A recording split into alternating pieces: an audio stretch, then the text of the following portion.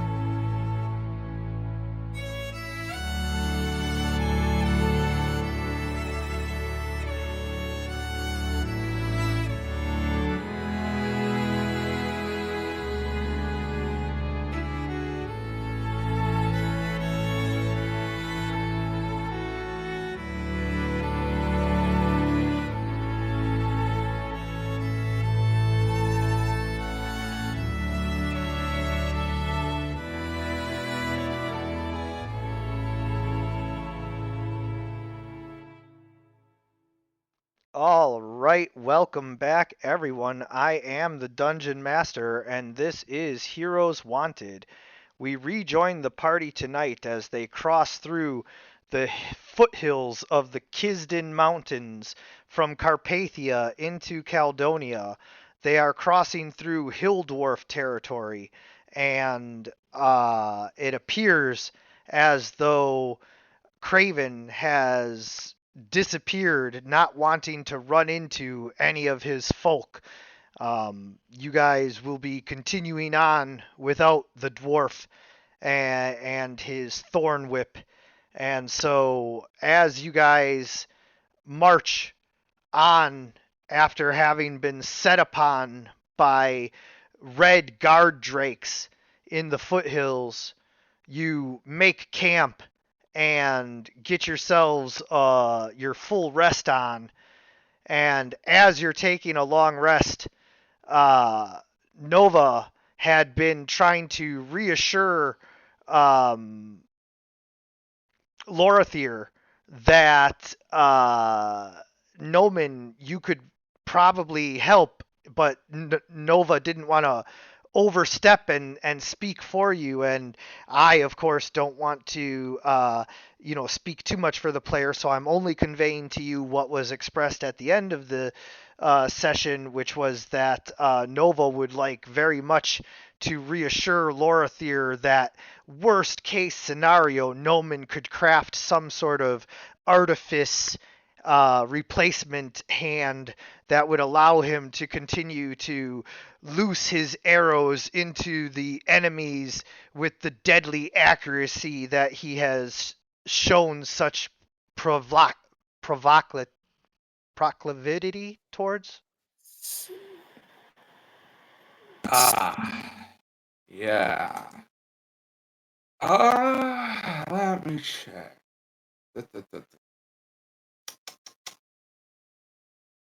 Proclivity. Yeah, such proclivity towards. Yeah, on paper it's very doable. Just like I was able to build an ersatz eye, I could make a magical prosthetic to replace it. Fundamentally, it's similar to the type of thing that I do natively as a part of my class features, so changing a bit of someone else just requires some outside magical materials, which, depending upon the DM's whimsy, may be easy or may be hard to get. But it is rated as a common magic item.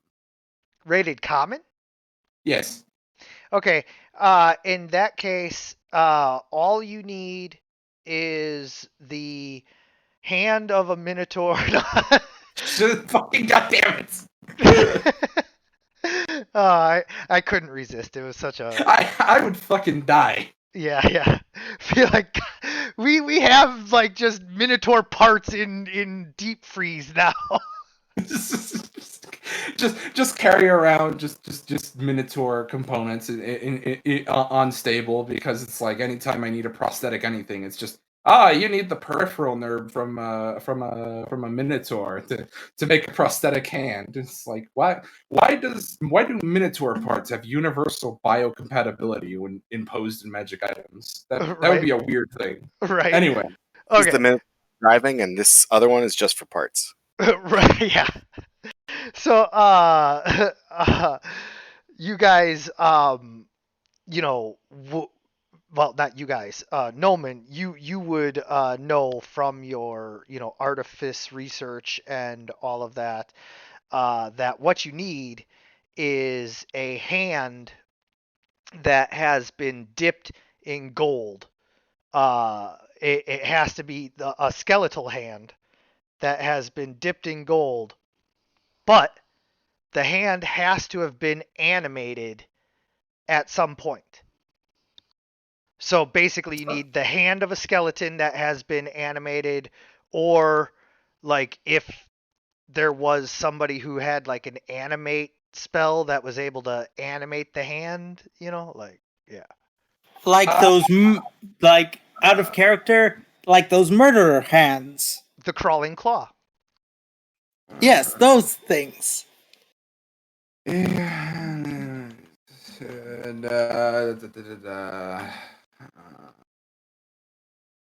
Hazard, please ask about bestow curse. DM, would it be possible for Nova to bestow curse on Soggy so that when he ever got the need of thirst, that he would end up in some sort of like trance or something? Yeah, that's actually, I'm gonna give you another point of inspiration there for that idea, and Just give that to Noman. well, to I mean, Nova. That's Nova. That's who I was Nova. talking to. I was like, damn, am I that inspiring?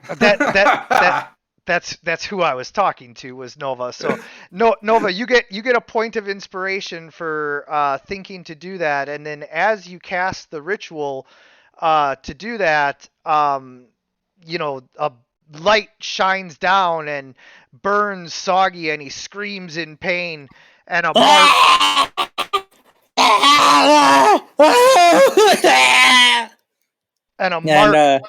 forms on his forehead. It's angelic script, and it seems to like be painful to him, like a open wound burned into his forehead. Forlan sort of just turns to look at the kobold, and he's just sort of very scrupulous and says, might I ask, why are you carrying around a kobold?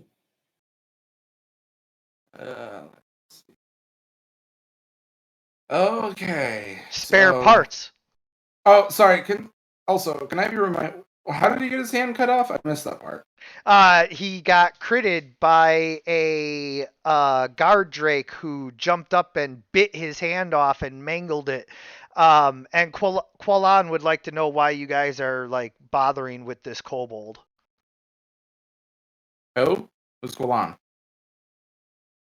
Qualan is a Goliath who is dying of a magical leprosy that was invented by the elves during their civil war to buy wasting. Yeah, it's an elven wasting disease, and Qualan has been infected by it, and so he is traveling to the Temple of Iru Moria, the same as you guys, and so for safety. So why are we bothering with Qualan?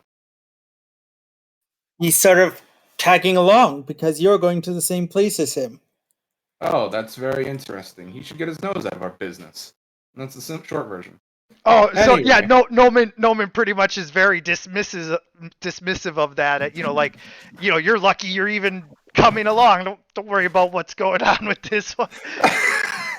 Okay, so Quillan just sort of looks at the Warforged, sort of contemptuously, but sort of sighs and says, "As you wish." Yeah. Okay, so the animated hand is gonna be a sticker. I'm looking around and I'm not seeing an easy workaround for that one. Skeleton is probably gonna have to be the thing. Hmm.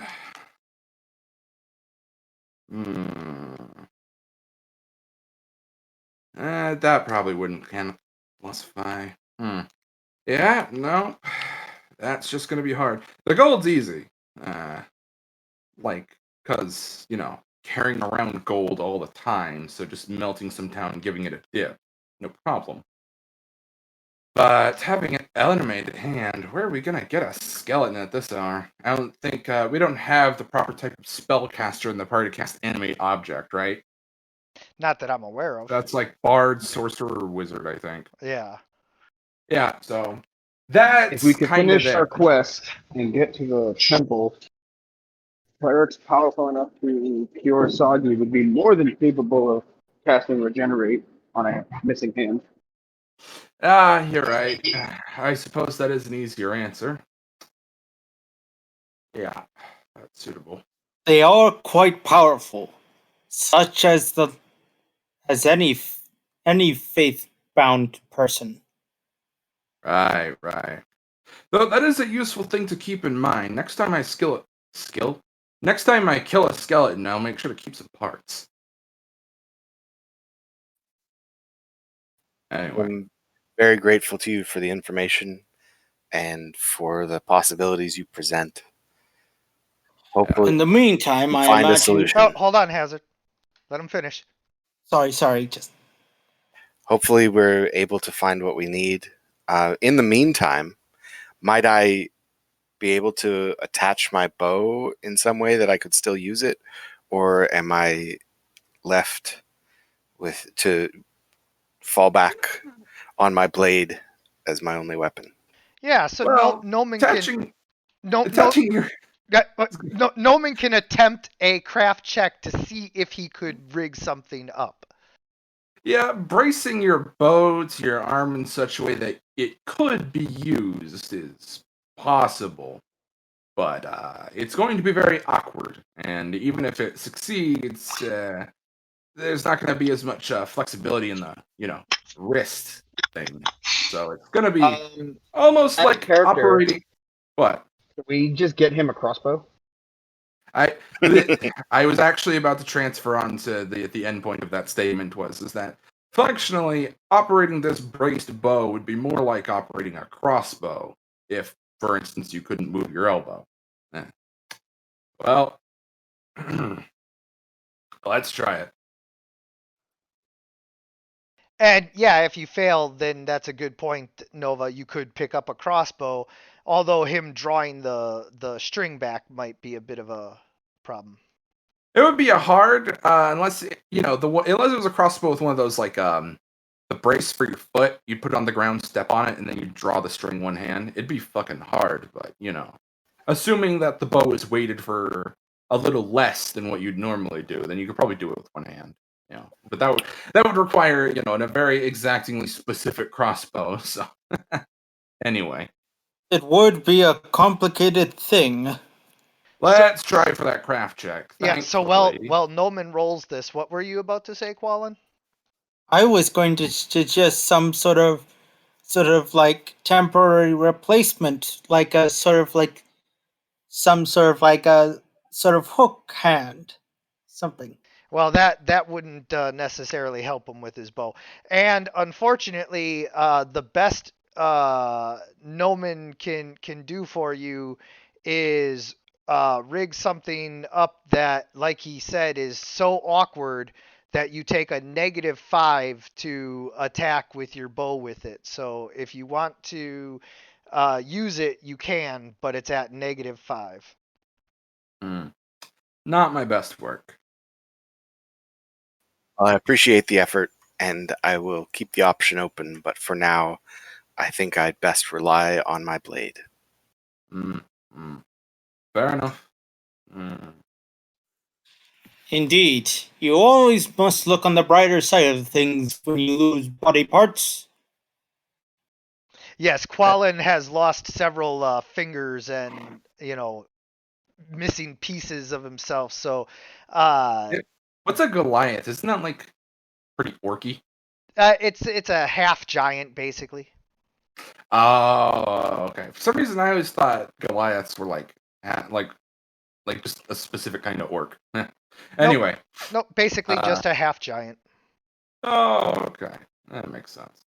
Hmm. Quallen, I haven't yet had the opportunity to thank you for your assistance in fighting off those drakes. Yeah.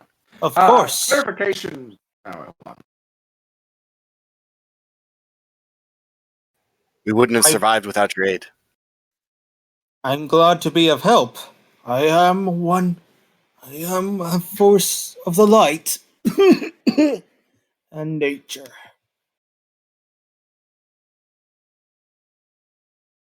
Anyway, clarification. What did I do last session? Basically, you waited until the party was almost dead and came in to save the day.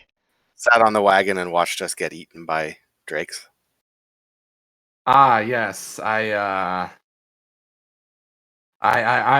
must have had an important gear slip, or else I would have been there. You were with the wagon, and everybody else was up ahead, and so it just took you a couple rounds to get there. Oh, okay. Okay. Well, now that that's explained to me, I guess let's progress. Oh, are we? Okay. A real important question. We still level 8? Still what? Level 8? Yes. Why though? Reasons. Don't worry about it. I'm gonna have to go shit that brick. I explained it to everybody last session. There's planned level up coming for 10, and I don't want there to be too big of a gap in between levels. And so if I would have leveled you up 3 sessions ago, it would have been that many more sessions in between the next level. And so I'm just trying to balance that out. So. Ah, okay. That's really weird. Then, mind me, that leaves me with one question. Why did you ever say you were going to level us up 3 sessions ago then? Because I was confused about what the timing was. I got it all like messed up in my head, and I was like, okay, this is time. And then I looked at what the actual session count was, and I was like, oh, wait, that's like way too We many know it's sessions. because Nova's about to get divine intervention, and he's like, "Oh my God, God's gonna step in. I gotta stop it." Well, there's a bit of that too. By the way, divine intervention happens at 10, not 9. I was mistaken. Right, but I'm trying to slow some of that down too. Yes. You're just planning for balance. Exactly. Okay. Just do me a favor, man. If even if it seems like a bad explanation, just be honest with me. No, yeah, we're pretty. That's exactly, and I did explain it last session. Like that's exactly what it is. It's too long until the next level up. If I would have leveled you up right away, so I just wanted to get like 4 or 5 more sessions in from where we were until you guys leveled up, so that it wasn't so long until you hit 10. Okay. Well, I'm still gonna give the GM immense amount of shit, but I'll continue later. Oh no, I mean I totally deserve it for like forgetting that we were still a few sessions shy of where I wanted to be at. It was close, but not close enough. All right, cool. Well, if that's how things really are, then yeah, I guess let's continue on to that temple. Where are we on the map? Can we see the map? Absolutely. Thank.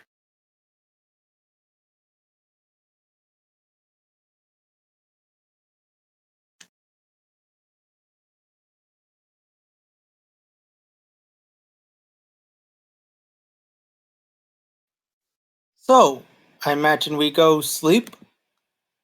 Yep, you guys have gotten your rest in and all of that. We're just you know, figuring out some logistics before continuing on.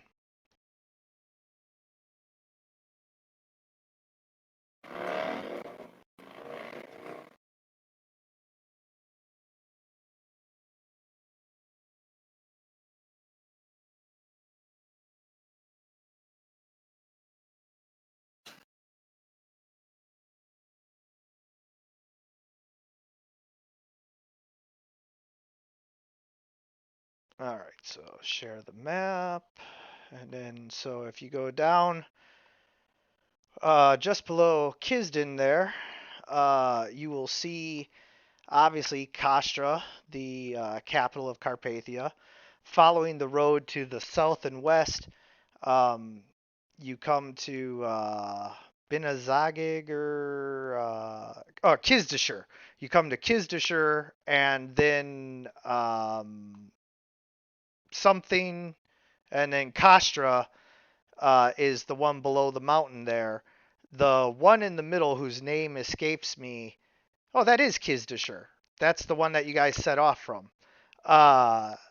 You guys set off from that one right next to the hill, and are now about 5 days into your travel through the foothills there. And so, to give you guys an idea of how far you can travel, this is 1 day's worth of travel right there.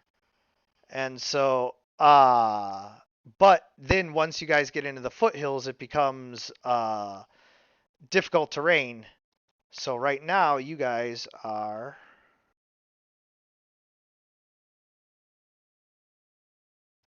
there.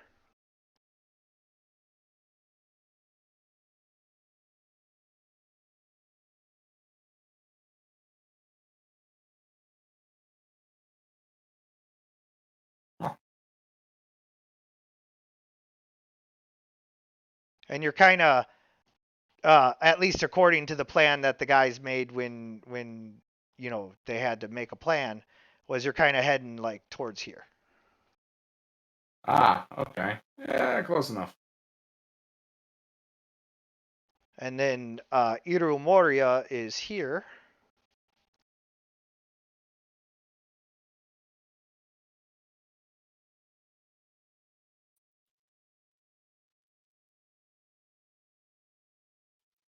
So however Near you the guys wanna get there. I don't know if you're actually gonna cut through the big hills in the middle of Caledonia there, or if you're gonna cut around them, or what you're gonna do. But yeah,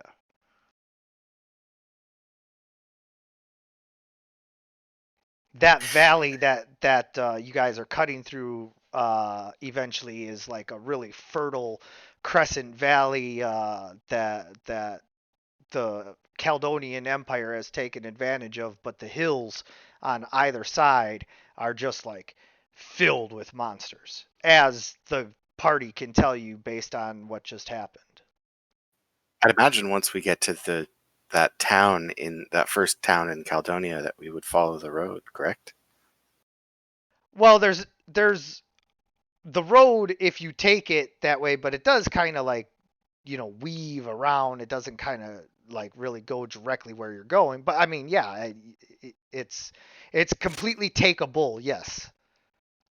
And it seems it would be faster than crossing unbroken wilderness. As much as I would enjoy the trip through the wilderness, we do have some need for haste.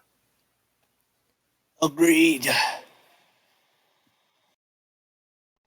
So yeah, if you take the road up, then you'll be traveling along the main Imperial Highway, west back over to Iru Moria there, if that's what you want to do. Which of course is an option. But um, um, Noman will be able to tell you that Caledonia can be rather unwelcoming to elves. So you might want to be, really careful. So I suggest you cover your ears. I will keep my cloak on and my hood up. Yeah. Besides that, if I do the talking, everything will go smoothly. So that's the route you guys want to take? Noman, what do you think about the time it might take us to get there? Will it be faster to follow the road? Hmm. Hmm.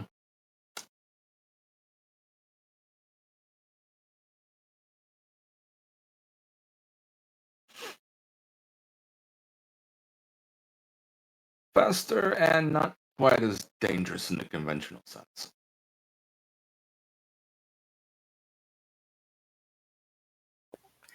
Then let us call it a plan and make haste. All right. Yeah. Dude. So There- have Wait, oh, that go ahead. occurs to me. Did we lose our dwarf? Yes. Oh, he's gone? Oh, okay. Yes. The dwarf Oh. has disappeared. He seems to not like being in the dwarven foothills here where all his people are.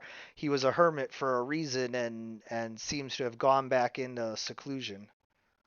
So he's gone. Cool. Alright. Shame. I sort of That's like that fellow. that's what that is. Let's keep going then. All right. So as you guys continue on, you have now consumed 3 days, or I'm sorry, 5 days worth of rations. So everybody make sure to subtract your rations and also then any feed for the 2 horses that are pulling the wagon.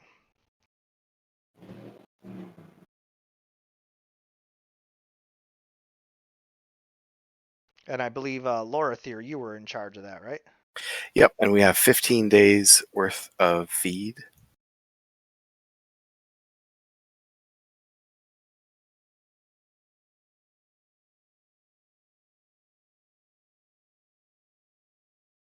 For 2 horses or 15 days worth of feed, so that's actually 7.5. I thought we only had one horse. We bought one. Right, you bought one. Noman also has one. Yeah, Does Noman Jackson. not have food for his horse? Noman, do you have food for Well, your horse? the answer to that question is a bit unstable because never in the entire campaign up till now was I We asked. bought 40 days of feed. Well, I was just saying, never in the entire campaign up till now was I asked that question. So the answer is no. I was not thinking about or managing my horse at all. And Okay. for multiple gameplay scenes, I forgot I had a horse. Yeah. Okay. So, and as pointed out, though, you did buy feed for your horse. I thought in the last uh, town that we had stocked up in. Did I? Yeah, I don't remember because doing that. you had sent for your squires. Oh. I thought you did. Anyway, in the party. Oh, I don't remember taking that action. Okay. I especially don't have it written down in my inventory or anything. I just don't remember doing that. In the party inventory, there is 10 days worth of feed that somebody had purchased, but then also you have your money plus all of that. So go ahead and go to the items and feed and purchase enough feed for your horse, bearing in mind that the wagon does have a finite limit for weight. Mm. Well, I can probably carry it. I'm only carrying a few pounds of equipment, but my carrying capacity is, well, substantial. So, uh, let me buy some. So yeah, you So, go ahead items. And feed. It's just called feed. Woo! There is some cool items in here when I open up the menu now. Hey, Antimatter rifle? I have to don't get my hands on one of those. don't be looking at that. So Um, as you Assassin's handle that, Blood. everybody else also subtracts the 5 days worth of rations. You subtracted the 5 days worth of feed for the horse that you guys had bought. Noman will handle his horse's feed, and you guys continue through the foothills, and it's going to take you another 7 days. And so, since we're in bookkeeping mode, I want you to just go ahead and subtract that, because although the rest of the 7 days does not pass completely uneventfully, all of the events that happen can be resolved with a montage cutscene that we will do thusly. And I got my sweats on and my running shoes, so let's do the montage. yeah, so you guys travel through the foothills, and the going is very tough. You have found that it's easiest to avoid going downhill because the horses have more trouble keeping the wagon from pushing them down the hill than they do, going up a hill or whatever. So you purposefully take whatever route possible to avoid going down too many hills. And as a result, it's a lot harder on the rest of you as well. However, sometime during the third day, one of the wagons. Cast freedom of movement. Ah. So as Lorathir uses elven ritual, freedom of movement can be cast as a ritual, right? I think. Also, I'm I, not finding the feed. It's just feed. If you type in feed in the search. Nothing. What? You're crazy. 1 second.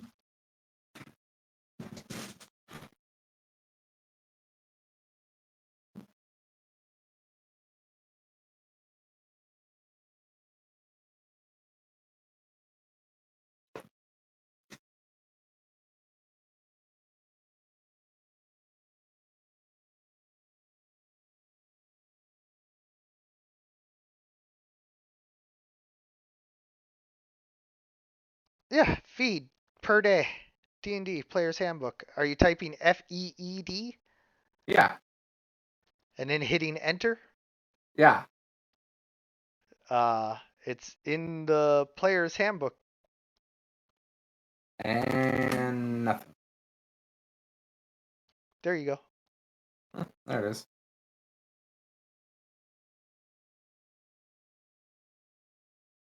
Okay. So as you guys are, granted the freedom of movement, it becomes a lot easier on you to move around. I mean, does feed really weigh 10 pounds? Yeah, per 10 of them, right? It's 1 pound per day or something like that? Well, I dropped one instance of the item, and it says feed per day 10 pounds. Oh yeah, then I guess it is 10 pounds. That's fucking wiggity wonky. That's a lot of food, yeah. according to the internet, so believe this as much as you'd like. Uh, the average 1,000-pound horse who relies on hay for all of their forage eats 15 to 20 pounds of hay a day. Wow. So if they're doing some grazing, maybe that's why it's half as Yeah. much.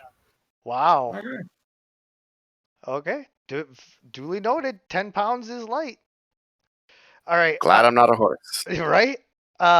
So sometime on the third day, your wagon wheel comes off of the axle, and you guys have to repair it.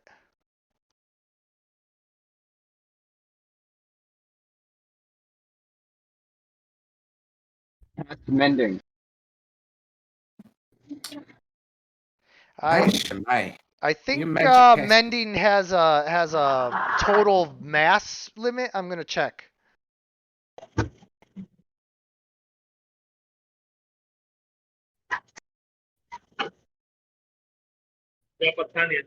Yeah, no larger than 1 foot in any dimension. Excuse me. All right, cool. That means I get to do stuff.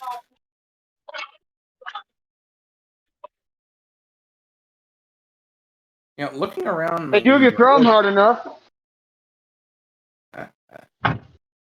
Looking at my inventories, I realize I'm carrying around a bunch of old stuff. I never got rid of that rod I got from that coffin.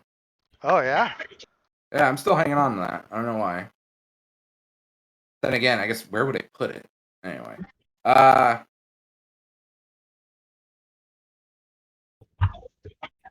Wow, of all the times. As Noman attempts to put the wheel back on, he actually manages to completely strip the part that goes onto the axle to the point where it'll never go onto the axle again. You guys are forced to abandon the wagon and all of the stuff you cannot carry. Uh, We'll unhook the horse from the wagon, put our bound companion on the horse, as much feed as the horse can carry, and carry as much feed as I can carry. Does that give us how many days does that give us? I'm gonna find out how much the horse can carry.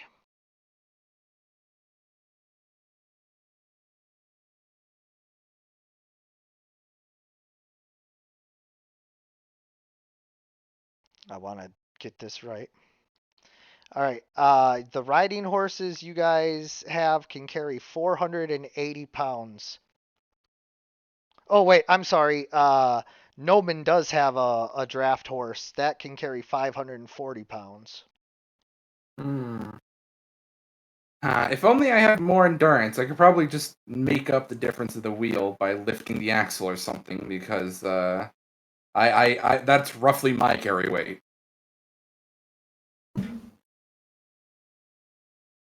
So together, 1,020 pounds. I imagine I'll be carrying some of that. Well, you are gonna. Oh, Quallen. Yeah. So, however much space you guys have, you can figure out. But first, you have to figure out if you even need to dip into that. Because if the horses can carry everything, you might as well, Yeah, I think Well, that's as much as the wagon could carry between the two horses. Oh, there you go. Yeah, like I just said, Noman alone adds another like 500 to that value, because that's his carry weight too, roughly similar to Jackson's. So, you guys are inconvenienced to say the least. Nova has a +3 in strength. Remember that. Oh, nice. Cool. So, yeah, together you guys are pretty capable of carrying your equipment.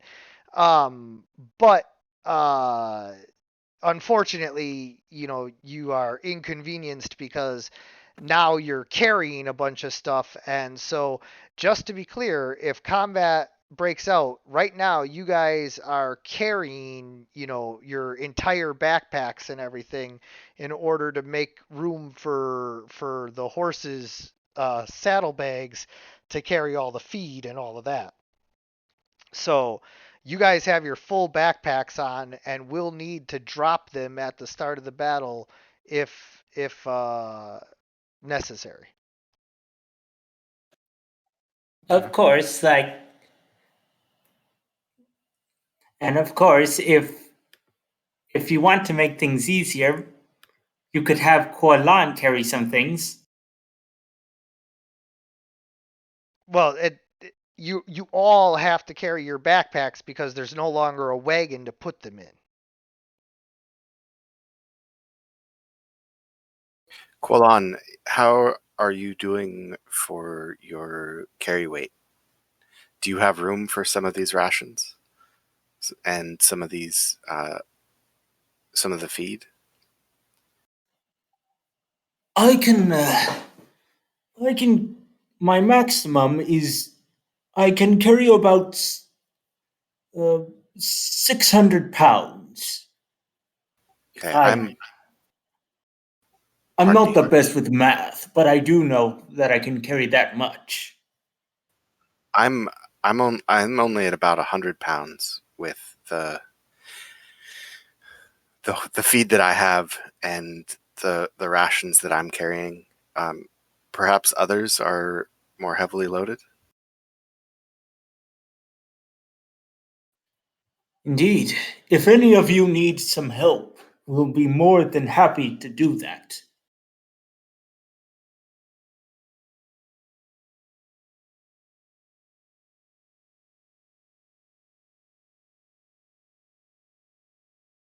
Everybody seems to, you know, be doing all right. So you guys continue on, but now, of course, your movement has been slowed even further.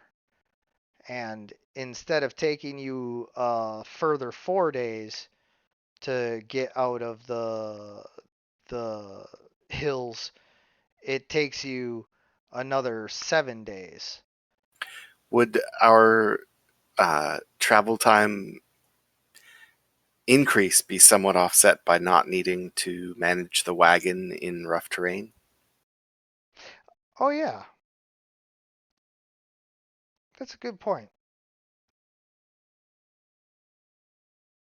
Yeah, let's say that it only takes you guys 5 days. So a further 5 days worth of feed and rations need to be subtracted. But you guys finally make it out and to the town. Um, you make it to the town of Victoli, a small border town that is mainly built for defense, but has a steady, uh, I wouldn't call it stream, but a steady flow of people coming and going from the foothills. The hill dwarves make all kinds of awesome things, and uh, they trade openly with the Caledonians, and so Victoli being so close to the hills here, um, they have traders and merchants coming and going from the hills. So as your small band of adventurers descends, people don't really pay you too much mind. They kind of do a double take when they see just how big the Goliath is and Noman's imposing metal frame, but otherwise, they don't give you guys any like special attention. And so you approach the gates, and the guard is there to take the tax for entering the town, which is 5 gold pieces each.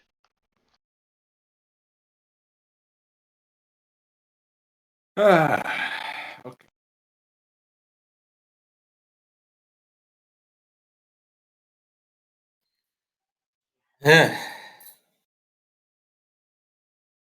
So I have 25 gold.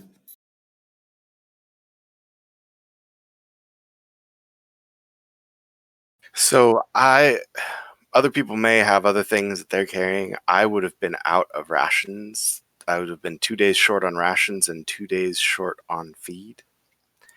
However, I do have as a uh, background feature the ability to find food and water for multiple people each day. So would that be enough to make up the difference, or would we have gotten to town very hungry? Yeah, so you can roll your survival, even though it's an automatic effect that you can find the food. You're rolling the survival to find out how much food you found. that you found food for the day is a given, but you might be able to find even more, because you're really good at hunting and I have everything. a lot of rations on. A lot of rations. Apparently your party also, has you guys covered. But as you go out hunting, you're able to supplement your rations to the point to where you actually were able to save all of your rations by hunting and fishing each day. You didn't make any, ground. You didn't gain any, but you didn't lose any. Gotcha.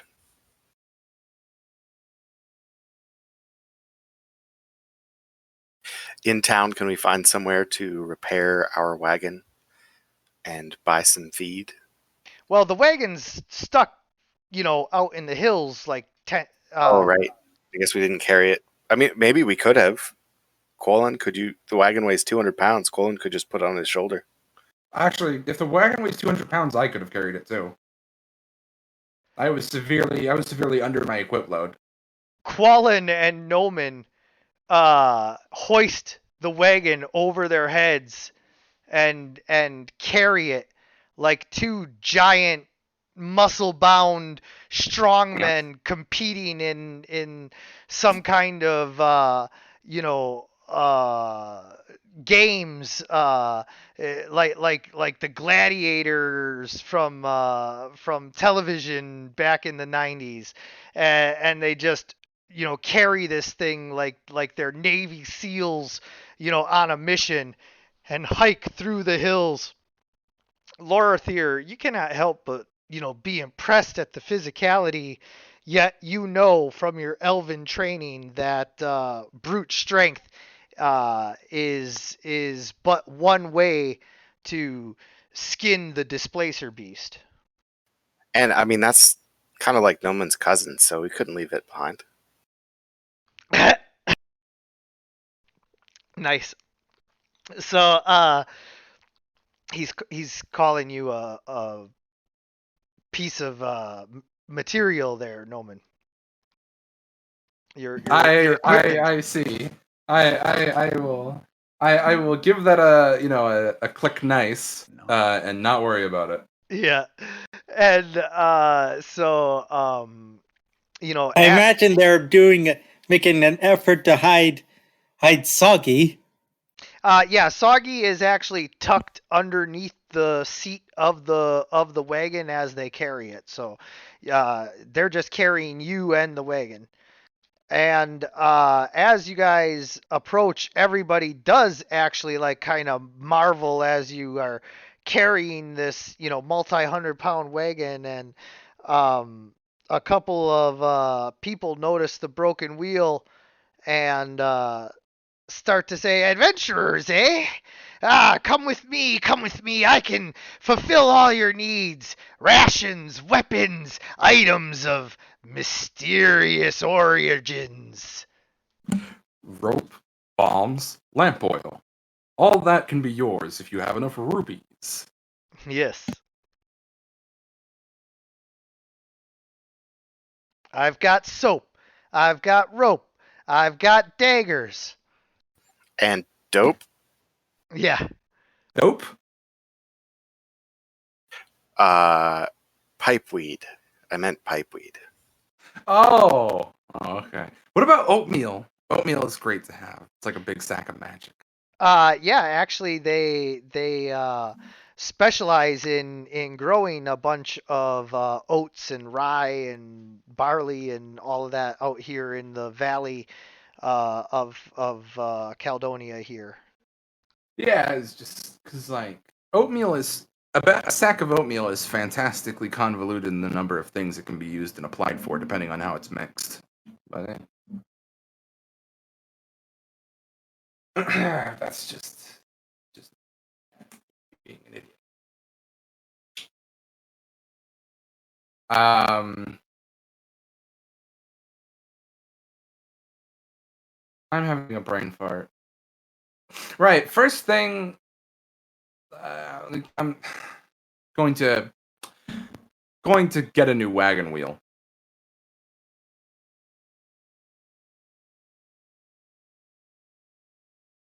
That is Okay. 25% the cost of a wagon. That seems like a gas. Well, I'm going to be trying to find some medical supplies. All right, I'm going to have to be giving a merchant a thorough talking to.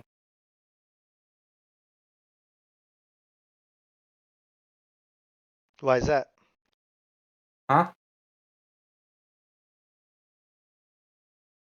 So, do we have a cart or a wagon? I thought we had a cart, but it is a wagon? It is a wagon, and Okay. why do you need to give him a thorough talking to? Oh, I just want to haggle on that because like 25% of the cost of the original item for repair for something like a wheel seems like a gas. Okay. So You're absolutely wanted- always allowed to roll your persuasion if you want to try and haggle. So because like okay. Yeah.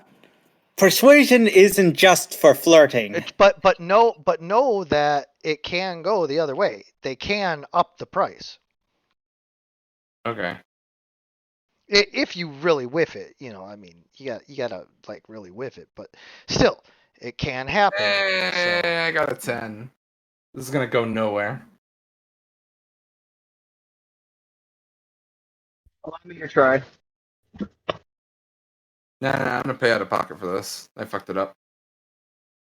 All right. So, luckily for you, 25% of 35 is like 7.5 or whatever.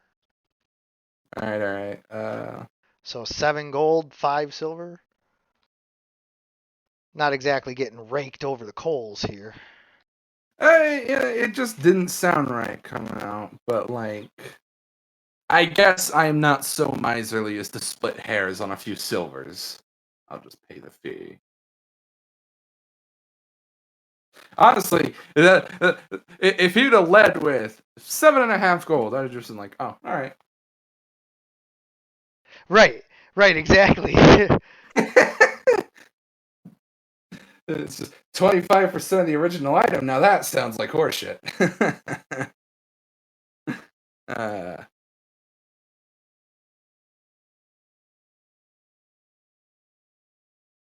All right. So, real quick, 5-minute bio break for everybody, and then we'll get going. Unless they're, I heard you, Qualin, you are able to find a healer's kit for the normal selling price here, if you want to go ahead and add that. Yeah. How much does it cost? It's right under items. Just go ahead and type in healers or medicine. I forget if it's called medicine kit or healer's kit, but it's right in items on the right hand side there. All right, so 5-minute break, and then we'll continue. So, jumping back into it here, you guys are now in the town of Victoli on the Caledonian side of the Kisden foothills.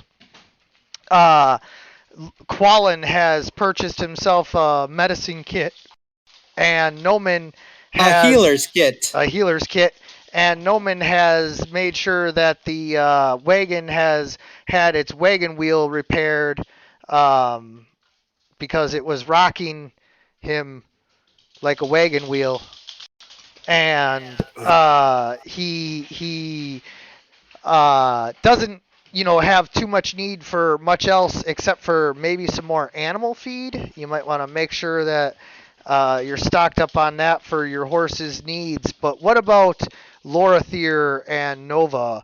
Are there needs that have the possibility of being met here in this small border town?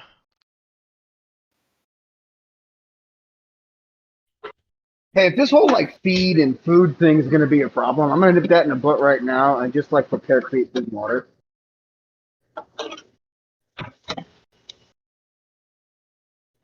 Right. I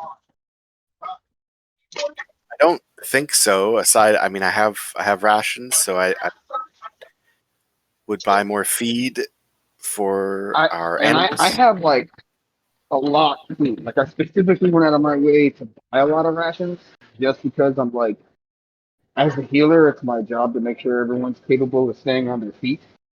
So, I have a lot of that. I mean, I can't exactly look at my inventory right at the moment to check, but there is a lot in there. Gotcha. That makes me think. I want to make a mechanical horse at some. Eh.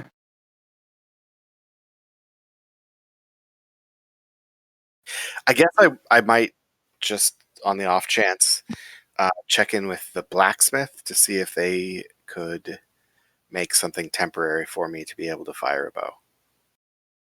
None of the blacksmiths here are even as capable as Noman, so unfortunately, if he can't do it, they can't.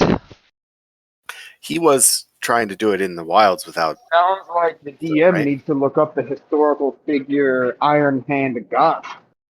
Because that's a thing that really happened. And Well, I mean, retrying in a calm environment is still a suggestion, but it's worth noting I don't take sort of improvisational properties because I have all my tools built directly into my body. So having a gotcha. workplace per se doesn't really help. But the fact that you were doing it in the field without a proper forge and all of that does mean that you could attempt it here were you to convince someone to let you use their space with a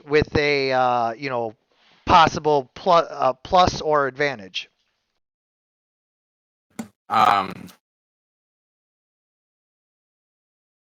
I just pay someone for the privilege to use their forge for a few hours? Right, exactly.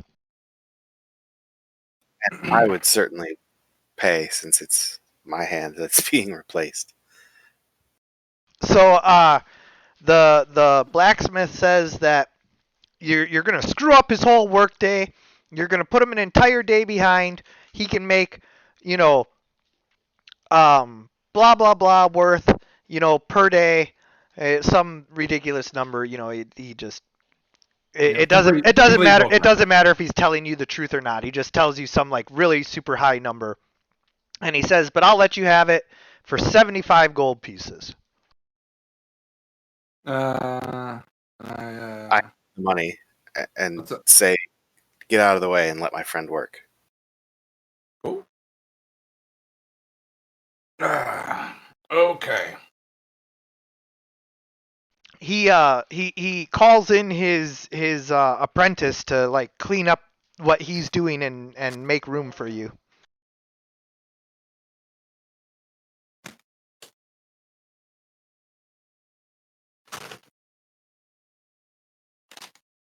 And then they do that. Uh-huh. All right. Let's do this for real. Does Nova have So you guidance? get a +5 to the bonus to the roll for being in the forge. And then if you want to cast guidance on him, you could, and then that would give him what 1d6? Is that what? No, that's bless. It's 1d4. Yeah, 1d4. So Noman has access to Donovan's old tools, which were ancient, like really high grade I forgot about those. equipment. Those provide me advantage on all my tinkering checks. Oh yeah. Okay. I so thoroughly forgot about those. I don't think I've used them once in the entire campaign.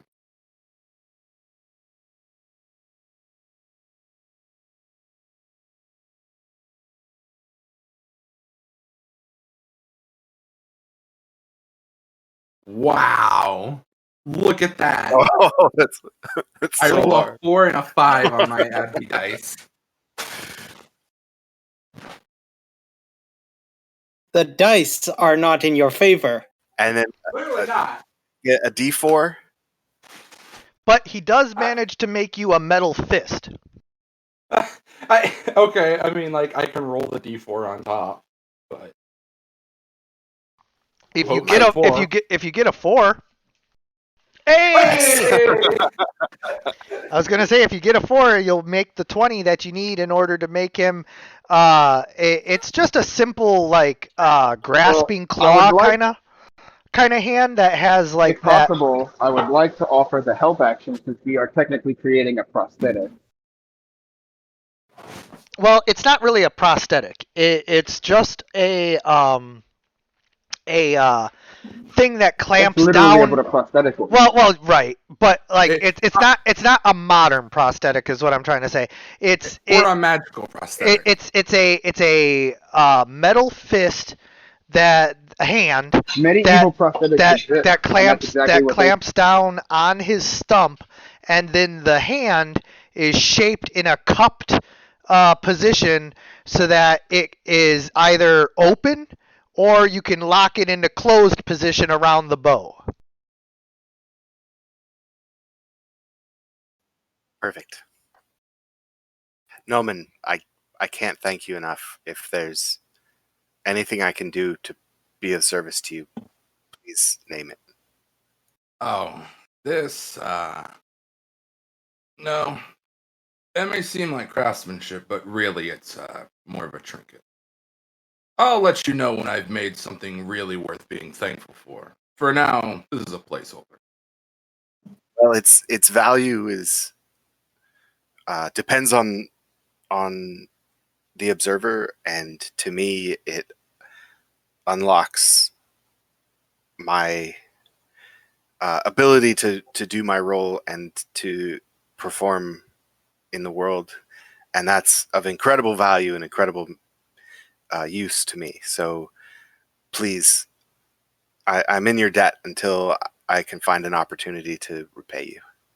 Well, it, maybe, perhaps. Maybe that day will never come, but I might just ask a service of you. Till then, put it to good use. That's thanks enough. Come to me on the day of my daughter's wedding. You So- asked this thing. Exactly what I'm talking about. So you consume about 100 gold pieces worth of materials to make that. Yeah, whatever. Done. Really, 100 gold pieces worth of materials? Even high quality steel is like coppers to the pound. You have to make finely tuned little hinges and springs to like make the clasp open and close again and again and again and be able to lock into place and all of Yeah, that. but there's a lot of labor in that in machining costs in a futuristic world. But I'm a warforged with tech gauntlets. I'm essentially doing that all myself. Trust me, it's 100. Okay. Fine. That's what it says. It's in the book. Sorry. Yeah, but In fairness, that's like a common magic item, like Yeah, no. well, wait. If I'm paying the price for a common magic item, why can't I just make the magic prosthetic? because you guys don't have the materials that you need for it to make it magical. This is just a mundane one. So, okay, why do I have to pay the same amount You didn't for a have to worse pay. item? To be Come clear. on. It's Okay, not whatever. It's not worse. It fulfills the same magical function that it needs to. It allows him to grasp his bow. And the magical one might let me do other things, like the use magical it. ones would be just a magical hand that he has that does everything a hand can do. Right. And that So, is significantly better. This is great, but it's not a replacement. It's not a complete replacement for a hand. well, good enough we'll to use see. my bow, We'll, I think. we'll see what beats it. Who beats us to it? Either we get to the temple or we get the skeleton hand. Either way, you'll get a hand. Oh, excuse me, that was awful. I think No, Noman can't Ooh. wait to give you a hand. having a I- Luke I Skywalker actually would be can't. I pretty have a cool. thing about cyberizing So- other players. Yeah, I'm down for a Luke Skywalker hand. Nice. Anyway, continuing on.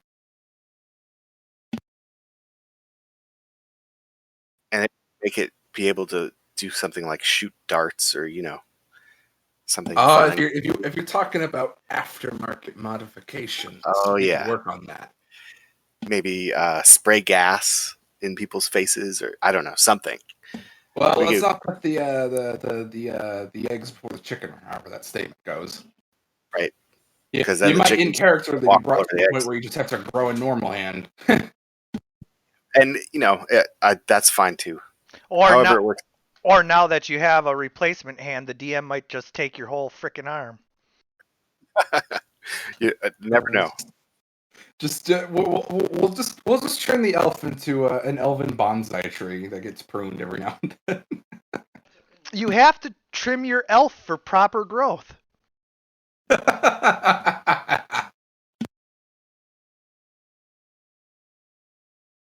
I am a creature of the Alright. forest. I guess I have to accept my fate. Yeah. Okay. Dumb jokes aside, let's Yes, proceed. yes. So, you guys, there is actually an inn finally in Victoli if you would like to stay the night. Why would I do that? Does- Myself, I'm happier under the stars than inside. Do we have any milksops in the party that feel the need to sleep in a bed?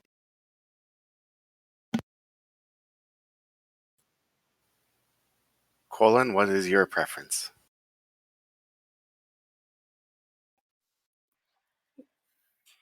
I prefer if we hurry, but rest is important.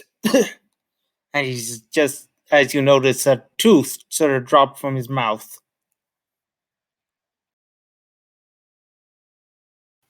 Oof.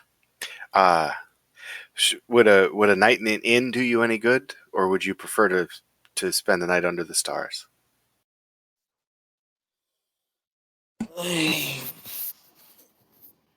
It would be against my oath not to sleep under the stars. Then, if anyone else, like I don't know if maybe Nova prefers an inn, but Colin and I can find someplace out of the way outside of town. Well, Nova probably does, but would acquiesce to the party if Nova's not around to be able to chime in for herself.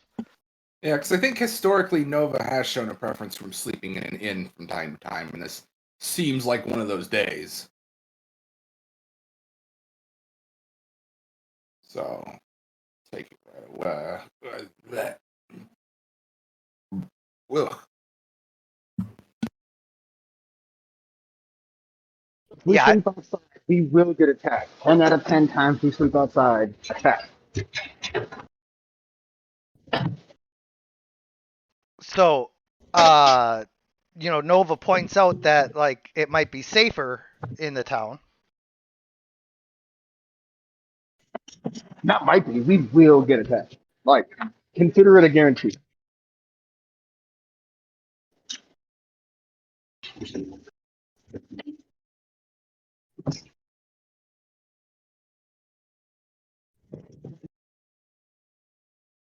Nova wants to place bets on whether or not you guys will get attacked if you spend the night outdoors. I would like to place a bet that we will get attacked in the middle of the night. I'm gonna punch someone in the back of the head.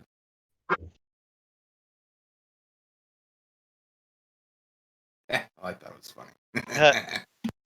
So, you guys, 3 out of 4 of you want to sleep outside. Nova says that it might be safer inside. Does that convince anybody, or do you all 3 go sleep outside and Nova stays? Does Nova give up and go with the group?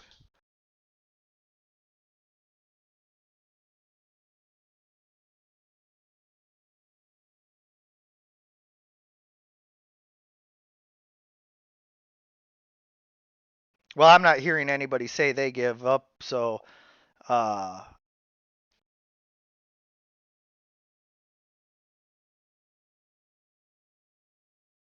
hello? Yeah, Oh, okay. Just making sure I wasn't having internet issues there. yeah.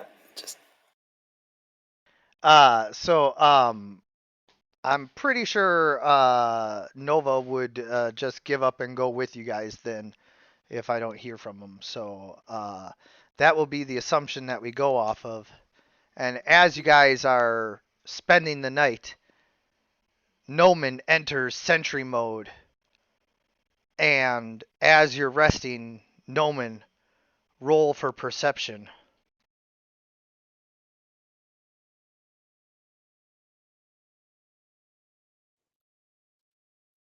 And let me also roll for perception. Yes. Well, you're asleep because Noman can sentry rest. So Okay, sorry. and then Lorathier will be able to roll once he's back in. So Yeah, sorry. On my way. no worries.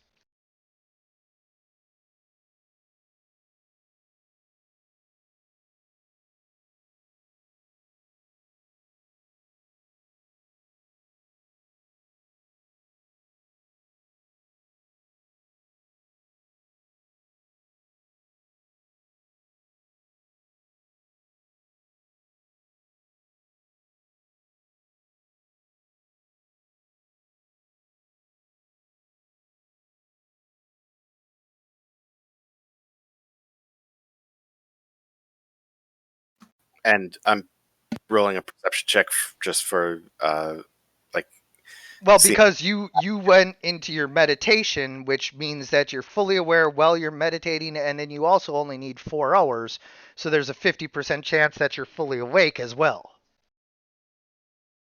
Gotcha.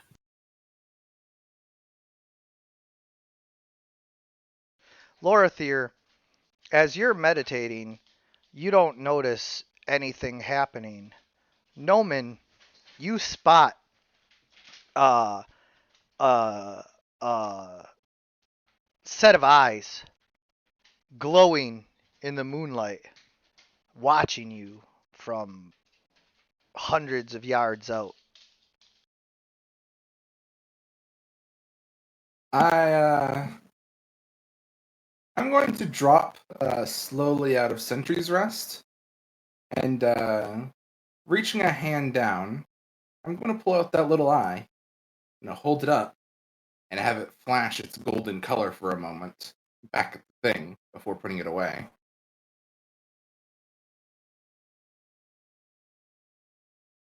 The set of eyes continues to stare at you. What to do?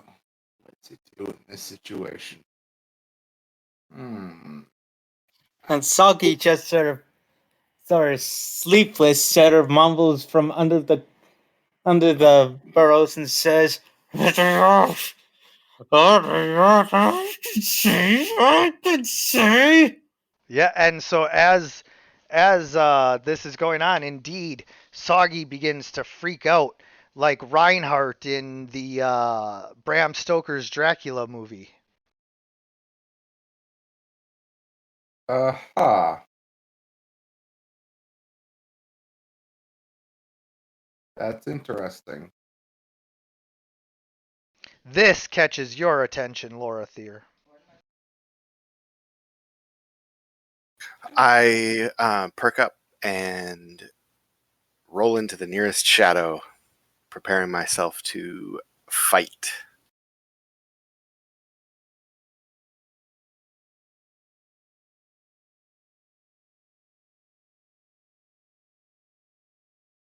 Uh-huh. Well, yeah, nothing actually has happened yet, so I'm kind of flummoxed as what to do. God damn it, my cat's making noise. Lorathier's on full alert and ready to go, locking his hand into bow position around his bow. He, is ready to attack, but as just pointed out, nothing has actually happened yet. There seems to be a set of feral, predatory eyes watching you from a great distance away in the moonlight, but nothing else.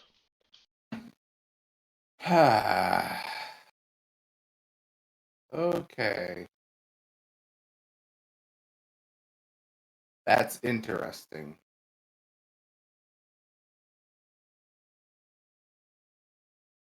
Hmm.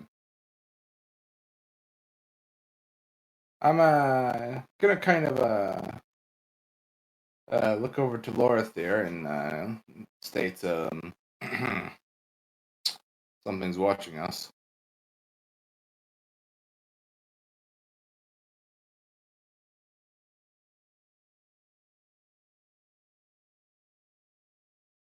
And I guess I'll go back to looking directly back at it. You watch, and the time ticks by. Can I see anything in the direction that Doman is looking? Just the eyes.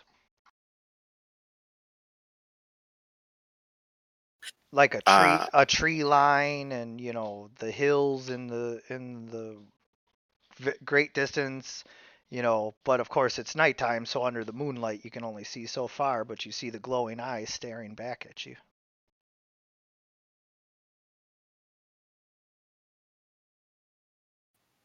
so can I? I guess I'd like to try to creep within 60 feet of the eyes, staying behind cover where possible, doing so quietly without being seen, to try to see if I can get close enough to see a shape or get some idea of what this thing is. You're going to go alone into the dark after the glowing eyes that are watching your party. Yes, slowly and being careful of my environment. But yes, that's exactly what I'm going to do. I'm about to watch a party member die.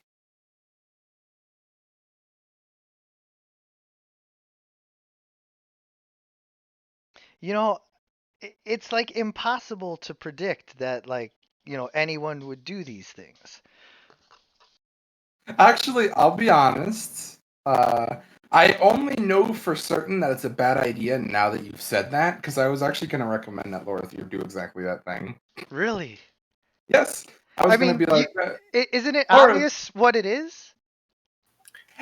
what is it, the Cheshire Cat? How am I supposed to know? Yeah, it could be a bunny. It could be a little bunny rabbit, Okay. or it could be something So, else. so How do we know? Lorthier, I want you to go ahead and roll your stealth, just on the off chance that you are somehow stealthy enough here.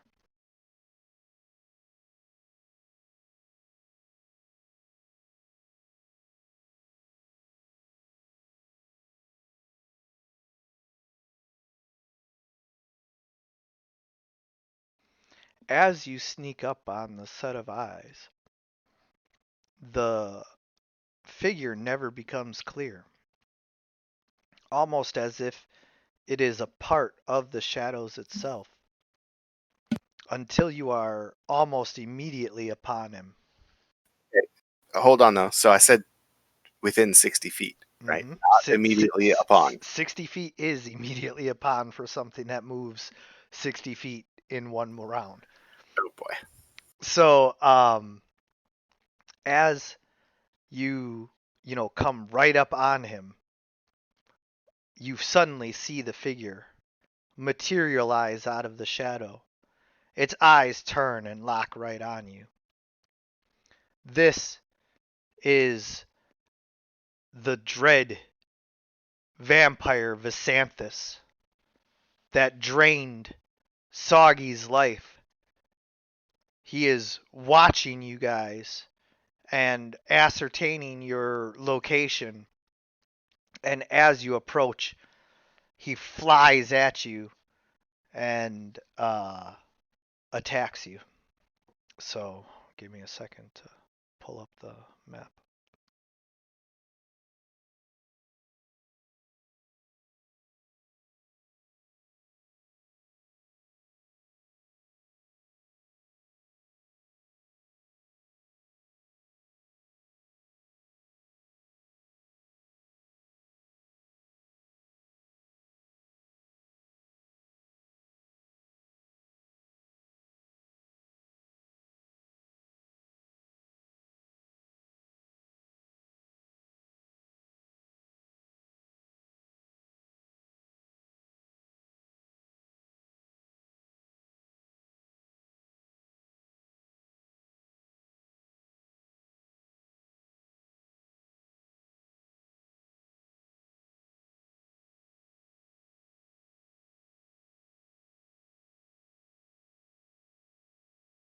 Are we rolling for initiative? Just Lorathir is. You guys aren't there. You're back at the camp. Hey, Looks like I'm not going to collect on that debt. I have. Oh, I already paid you back. Oh no, I see what you're saying. Right. I'm gonna use. I have a point of inspiration. I'm gonna use it to reroll that. Okay.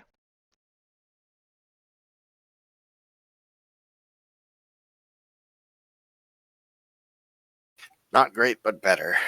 I guess it doesn't really matter when there's only two of us. How far did I cover away from camp to get 60 feet from the eyes? Well, I said it was a couple 100 yards out, so.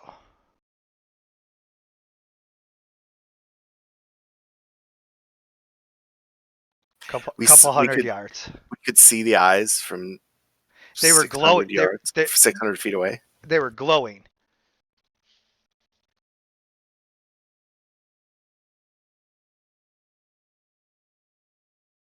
So, because they were glowing, then yeah.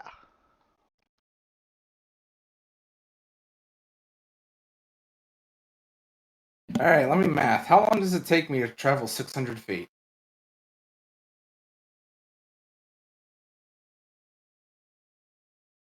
Ten rounds if you're sprinting, I think. Not me. I will cross the distance in 5 rounds. Wow. Really? I have, if you remember, my basic movement speed is 40, and due to my rush overdrive, I can dash as a swift action. It means I can travel 120 feet in one turn. Nice. So I'm going to put the rest of you on the map. When it is time for you to join the battle, I will let you know. all right. Gesundheit. Thank you.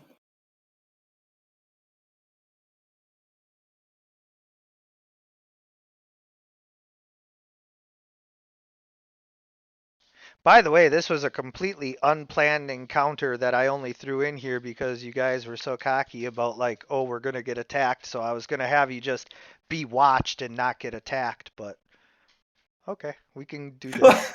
Funny how that plan was turned on itself. Yeah, did I miss that conversation? Of what? Being that we that we were going to be attacked. Oh yeah, you guys were placing bets that you'd be attacked. You must have missed it, I guess. Yeah, I think that must have been while I was restarting. Oh, yeah, they were like, oh, I bet we're gonna get attacked and la la la la la la, and I was like, okay, and so I was just gonna have them be watched, and then nope. I would not. I mean, I wouldn't have wandered 100 or 200 yards from camp by myself. I thought I was going like 20 feet from people. Oh no. I was just trying to creep until, yeah, I 600 feet away. We could. That's see why. That's why I was like so, adamant about like, why are you doing this? Don't do this. I didn't know I was going like 4 blocks.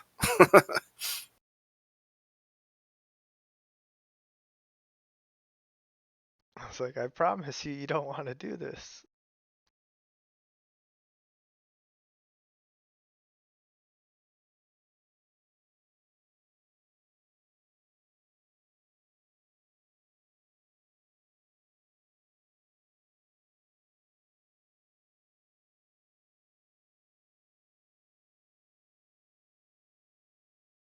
Sorry, just getting the token set up. Like I said, this wasn't part of tonight's plan.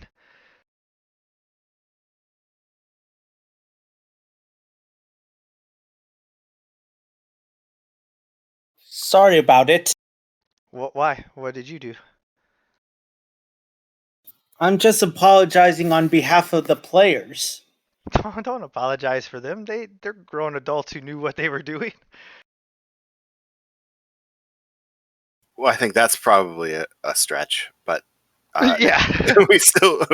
we made choices. Right. Choices were made. Consequences will accrue. Yes. All right. So, even though that's probably closer to like 35 or 40 feet, we're gonna call it to 60 feet there. Maybe that's closer to 60 feet. What's that say? 50. All right. So, correction, you're 50 feet away. Wait, here. Let's just put you there. There you go. You get within 60 feet, and he spots you and comes to attack you. Now, remember, your companions are not actually on the other side of the road there. So for the purposes of this encounter, you can go ahead and double move if you want and run back to them, but just know that you're still gonna have started from the 60 feet away, and I'll calculate how far. So just tell me that you want to double move. Don't try to run off the map, because Gotcha. I see what you're saying, and I don't see the map. I am so Neither sorry. do I. I am so sorry. I was so busy trying to get everything set up, I forgot to share the map. There you guys go.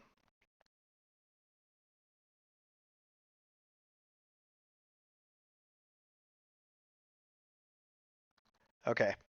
So now, Lorithir, it is your turn.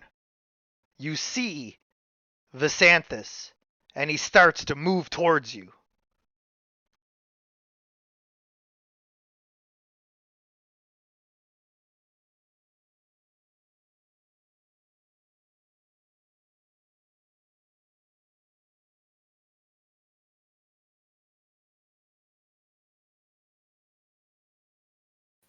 I was just monologuing to nobody because I didn't push the push to talk button. Oh no. So I saw the eyes turn toward me, correct? So I know that he can see me. Yes, he's There's no point coming at you. Yes. There's no point in being quiet now, really. So I will then move full speed. So my maximum speed is 35, and I can dash as a bonus action. So I can go 105 feet in a turn, in a round, and I will do that back toward camp while yelling, "It was Visanthus! The eyes were Visanthus! Help! Help! Help!" Okay. So you're currently 165 feet away from him.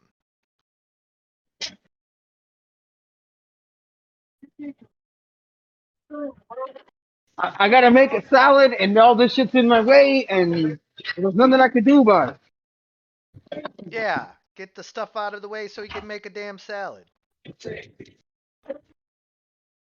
You're making him roll at disadvantage here. Should be able to take 10 on that. Turning my phone off. Face reveal. All right. So is that your turn then, Lorithir? I will from. Yes, that's my turn.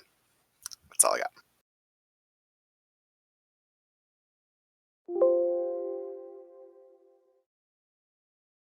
Don't forget to end your turn.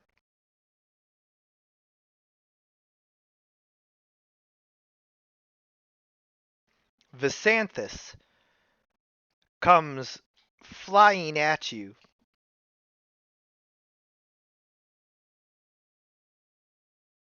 He catches up to you. Wait, no.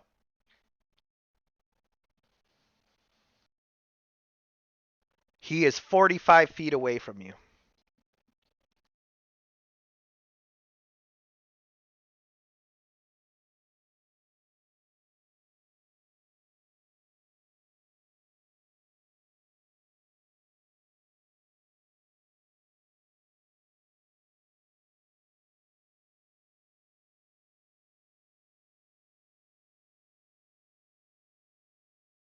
And I'm now a little under 500 feet away from the camp.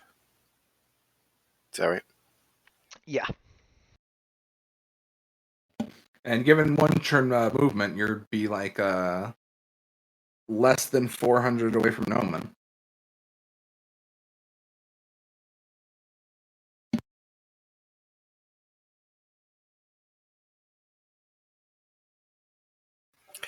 Okay, I will again move at maximum speed, so I'll cover another 105 feet back toward camp. All right, you are now 150 feet away from him.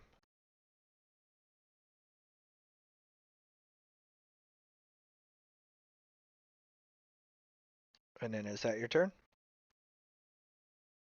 Yep. He is now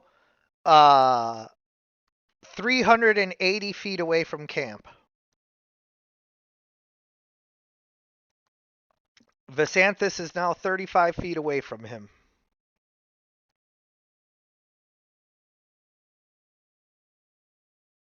Noman, you have already moved, so now you are.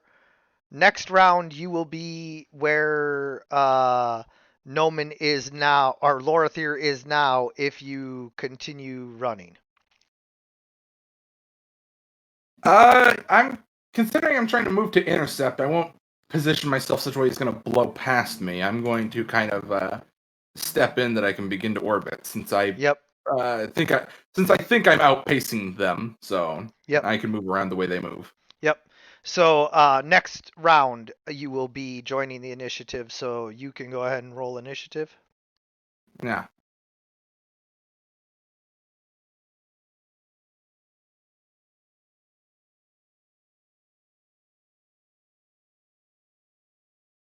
No, Woo! no, no, no, no, 19. Good initiative for me. All right, so basically you can get to where you're at or where Noman's at on the. Basically, you can move onto the map anywhere you want, more or less. Here. Okay. Lorithir, as you're running, you see the Warforged come running at an incredibly fast speed for how heavily armored he is towards you. I just imagined that one scene in My Heroes Academia with the speedy feet guy. I'm not Feet? familiar with that. Eh. Makes me think of like the anime mecha with like a wheeled mode. Heavy Gear has a bunch of them have it, but yeah, that's you like pop the wheels out and come roller skating in. They're rollerblades. An amusing visual, but no one just runs fast. You wouldn't believe this if I told you, but I can run like the wind blows. Heh. Okay, Forrest. All right. Run, Forrest, run! Is that your turn, Noman? I suppose it will have to be. Da, da, da, da. And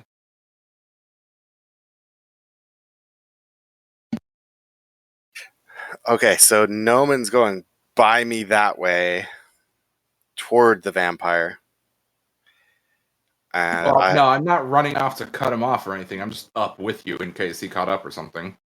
Okay, so are you turning to Run back to camp with you? Yes. go the other way with me? All right, then I will continue running back toward camp at top speed.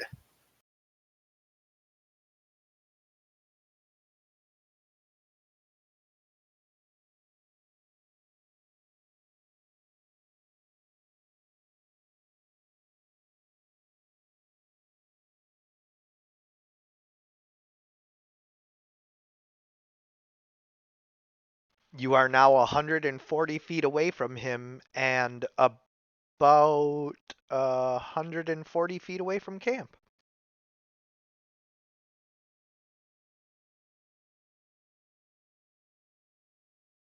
Oh, wait. No, I'm sorry. You were 280, so 175.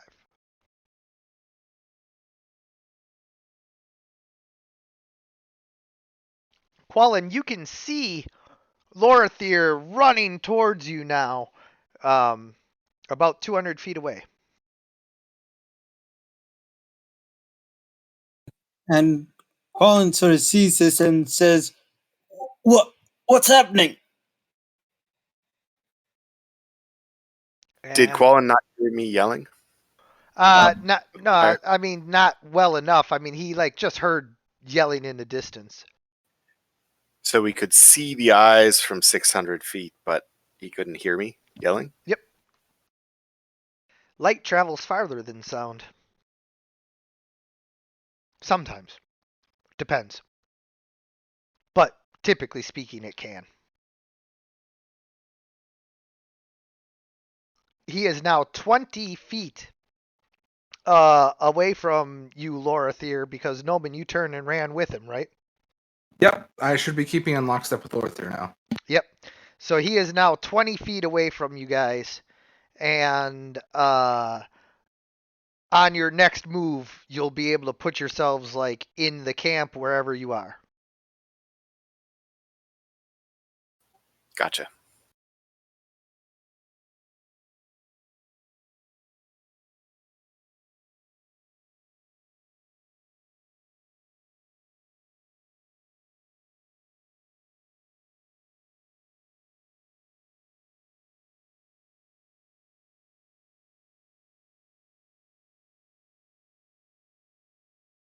So what did Nova do? Noman is waiting for you. Nova is just in the camp. She's pretty pacifist, so there's not much she can do. Okay. I'm still yelling as I head back toward camp, and I will try to move my full distance again to camp while informing everybody that there's a vampire out here and watch your ass. Yep, so now you're able to just go ahead and put yourself right in camp, and Noman was just waiting for you to move because he's going to stick with you.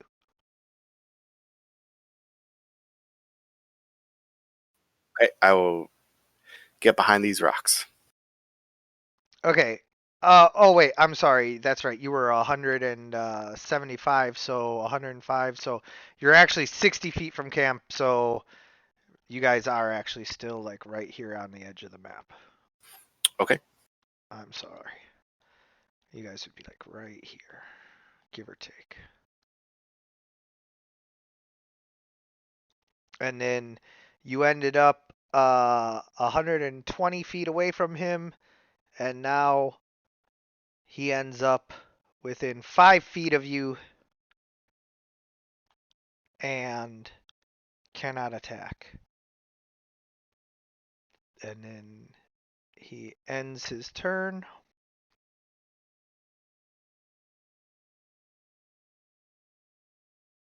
Um, actually, I gotta roll initiative for Nova. Does somebody want to roll initiative for Nova?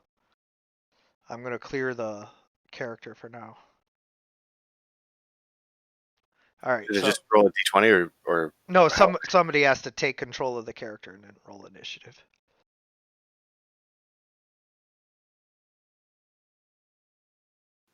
how does that work? When you go to characters, it's open now, so. Ah, gotcha.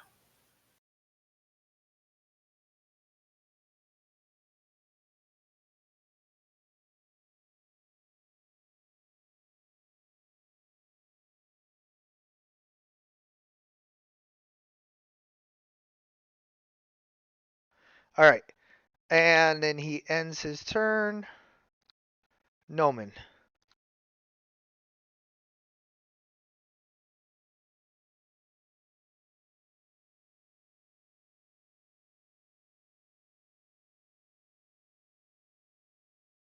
Let's see. So, that sure is a Vasanthus right there, ain't it? That is Visanthus, right there. All right, as a what's the word?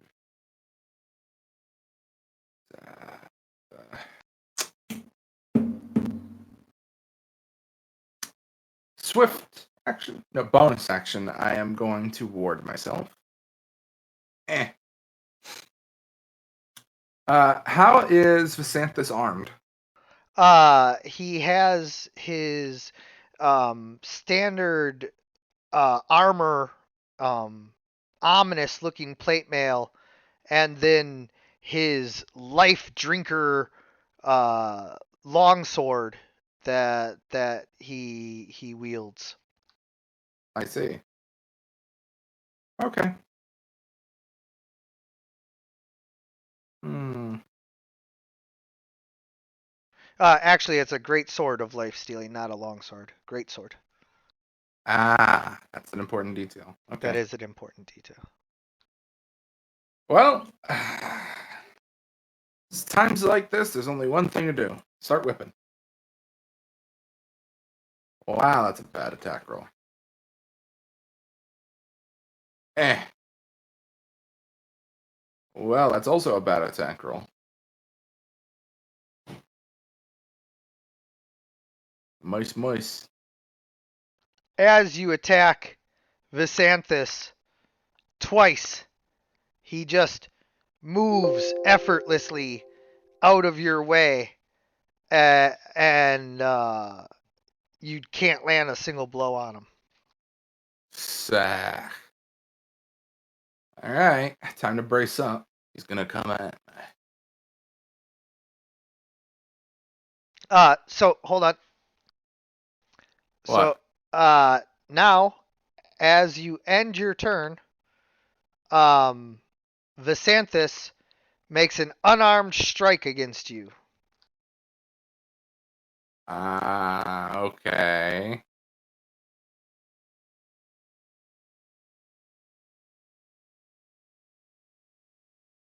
He has legendary actions. Oh, right, that system. Okay. Yeah, that system.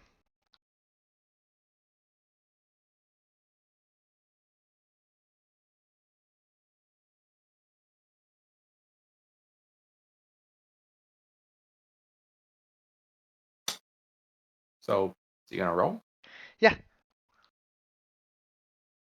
Give me a second.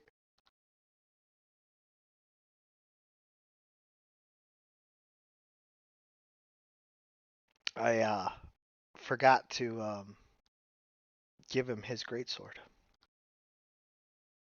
I thought you said he was making an arm strike.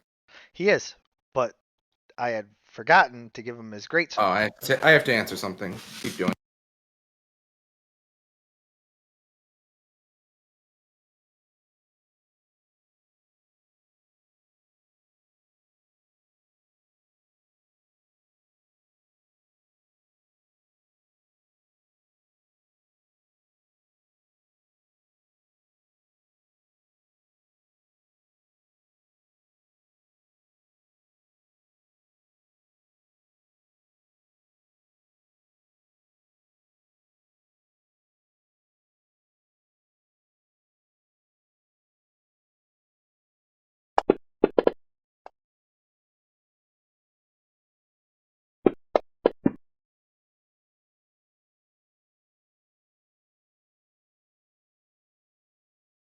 Lorathir, you watch as the vampire attacks with deadly speed.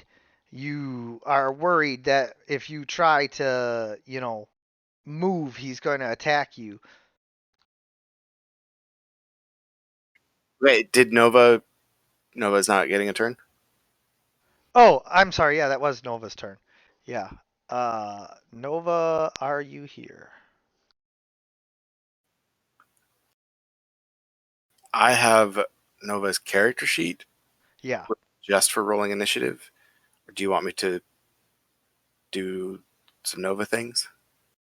Well, you can, yeah. I don't. On my first opportunity, please cast daylight. Daylight. He is here. Okay. And Good. on what target? Is that just on yourself?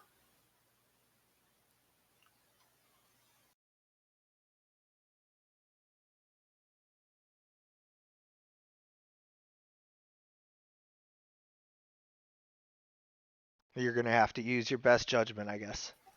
Okay. I don't see range 60 feet from a point you choose. Okay. And how would I cast this spell in? You just mark off the slot as far like there's no. Wait, there might be a concentration. I don't think so though.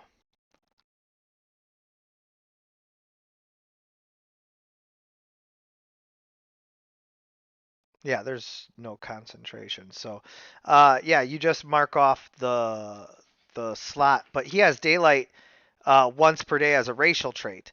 So you just mark that right there. Okay, it looks like it's checked as a racial trait, but it may not have been unchecked. No, I No, just that I is, just I did. have access. I always have memorized this cantrip light. This Okay. is the spell daylight. Right.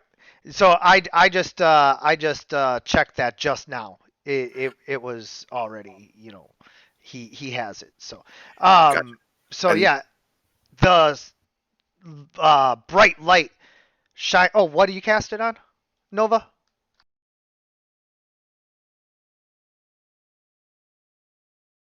if Nova answers something else, totally fine. But if it's up to me, Nova will cast it on herself.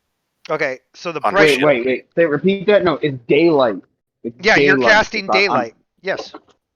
Daylight is like I'm basically creating a small star. I'm not like making Oh, something that's glow. right. It's a point you choose within range. It's not on an object. Gotcha. So suddenly the area lights up as bright as day as Nova casts daylight right on top of the vampire. Visanthus hisses and raises his hand. He hates the light.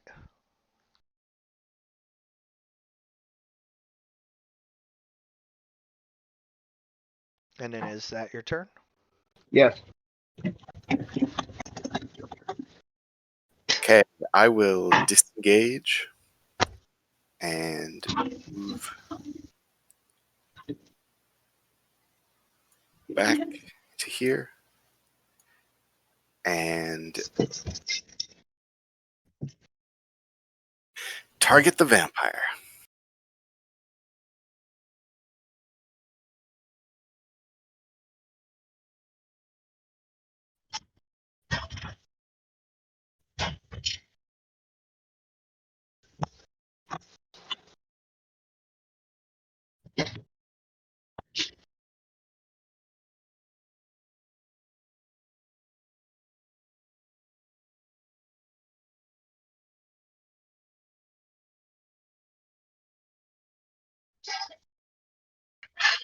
And I will miss. That's the end of my turn.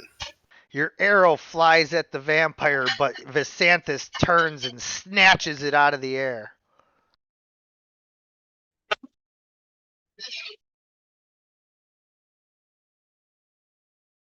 Quallen.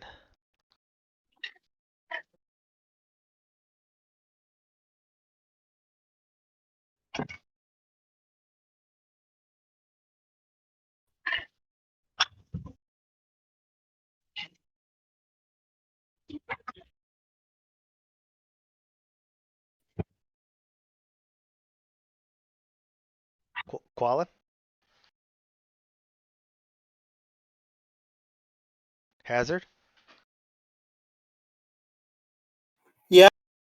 It's your turn. And you guys are all right where you are on the map. Okay. Let's see if I can do something ranged.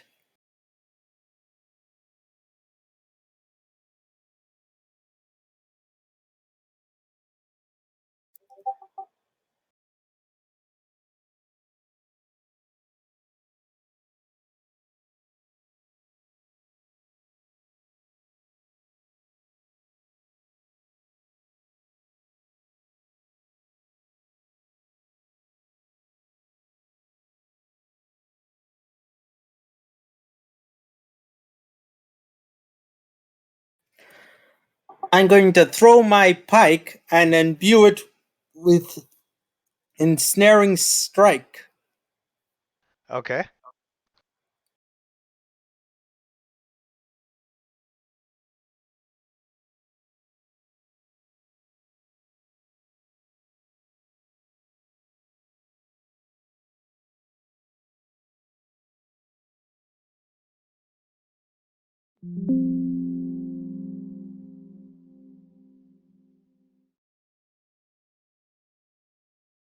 Your pike has some vines growing around the blade that glow your own special magical color.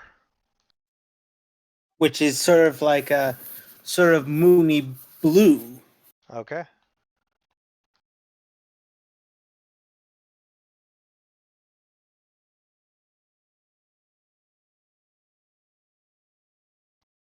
Well, hold on. How far away can you attack from?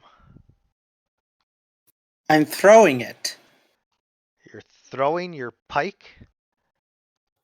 Yes, it is throwable, isn't it? I did not think a pike was throwable. No. No. Okay, sorry. What do you mean? So Everything is throwable. Well, everything is throwable, but because it's not a typically thrown weapon, you would be attacking at disadvantage. okay, sorry, Bro, just it's a big spear. He's a big guy. okay. I'll step over here and then attack.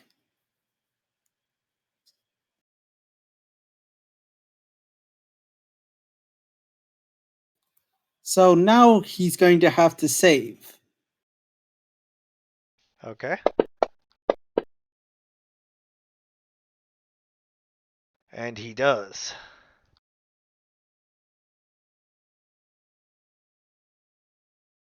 Oh, wait, you're attacking him with your pike? You got to get closer than that then. And I don't know if you have the movement.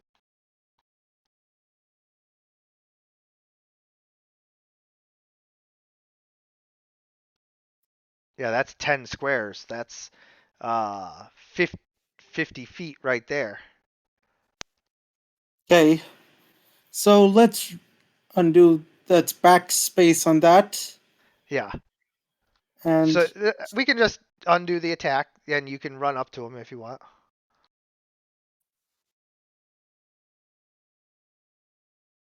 and as a bonus action, I can cast Compel Duel.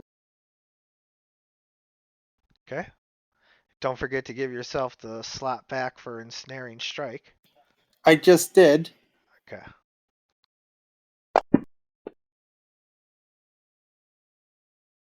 You try to compel Vasanthus to duel you, and he laughs and says, "Do you think you can compare your power to mine? You shall now taste real power coursing through you from eyeball to rectum."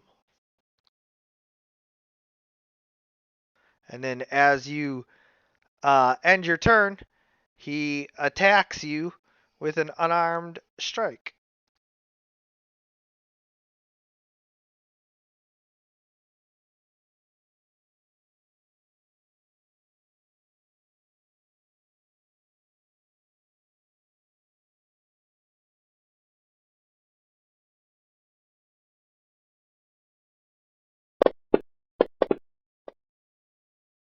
He misses. And then for his turn, he attacks you, Noman, twice with his great sword of life stealing. Okay.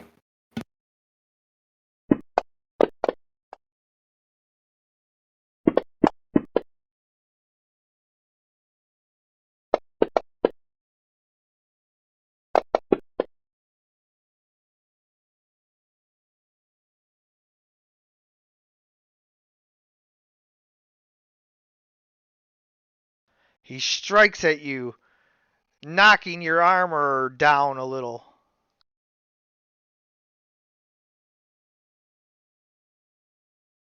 And then he spins around and moves over to attack Quallen.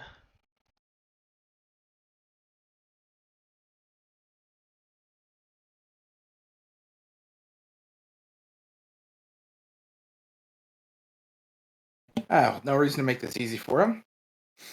I'm gonna step around and form the flanking position. Please let me know when it's my. Yes, sir. And I'm gonna start dropping hits into them. Wow, them some bad fucking rolls. Oh, I wasn't targeting.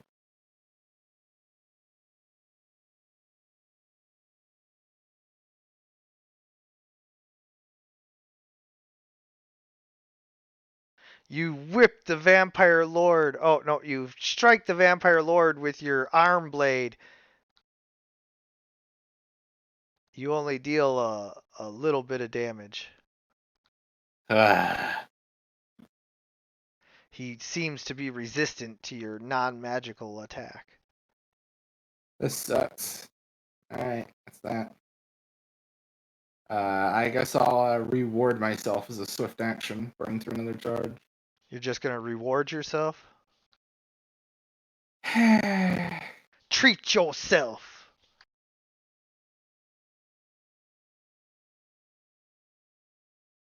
Treat yourself 2011. What do you want to do, Nova?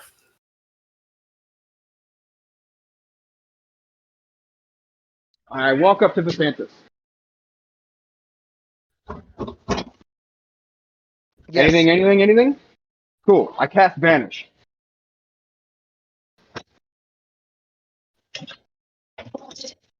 Okay. Real quick, I forgot to take my attack after Noman's turn, and then we'll do the banish.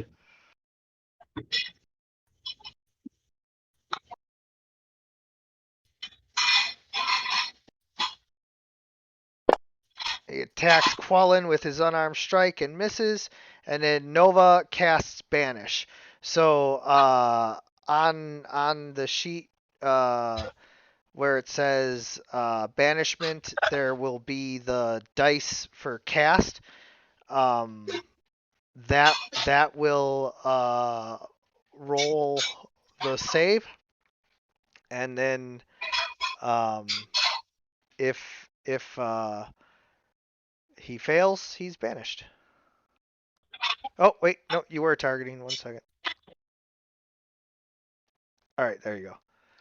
All right, so go ahead and roll the dice next to banish for Nova, please. All right, he succeeds, and on a success, he is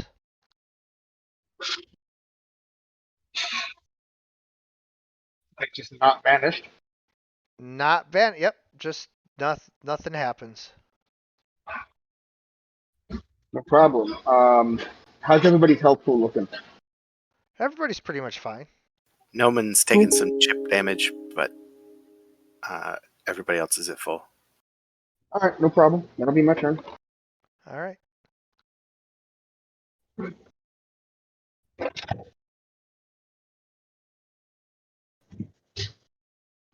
And then so as Nova's turn ends, he tries to attack Quellen again.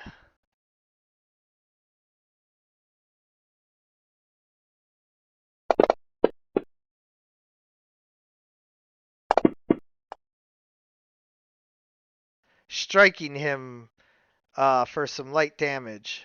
Oh, I'm so sorry. Lorithir, it is your turn.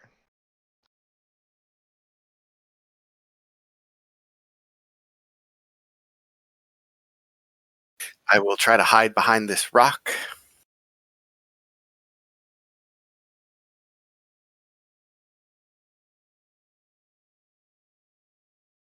Go ahead and roll stealth.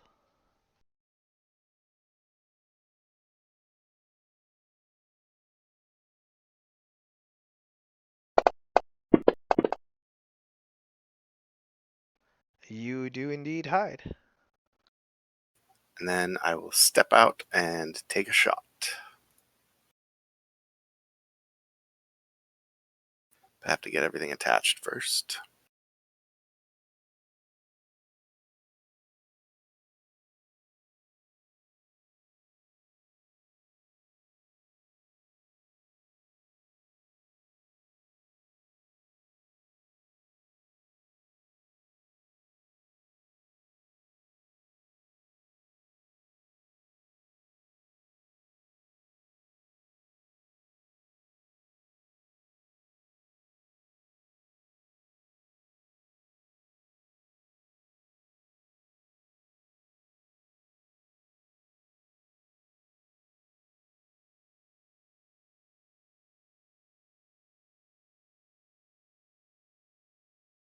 Okay, and that was with the arrow of bleeding. So Okay. I'll roll damage. Yep. And then how do I attach the effect? Okay, so the effect right under equipment there. I just drag it and drop it on the. There's the button for arrow bleeding. You just drag that and drop that on Visanthus. On his token or on his name in the On combat tracker? either or. Okay.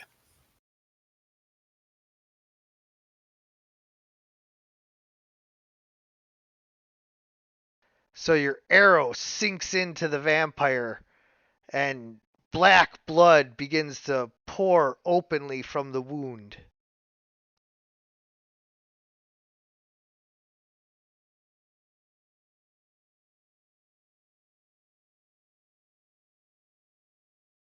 And then I attack Quallen again.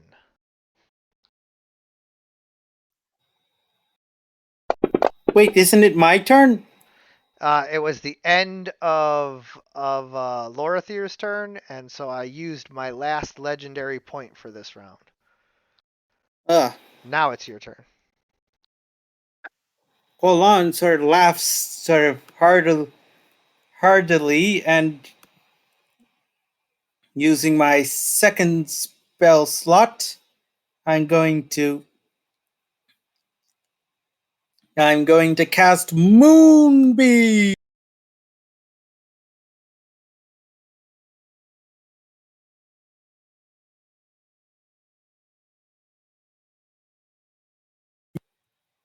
Behold, the little sister. This is what Quallen says before he casts Moonbeam. Yes.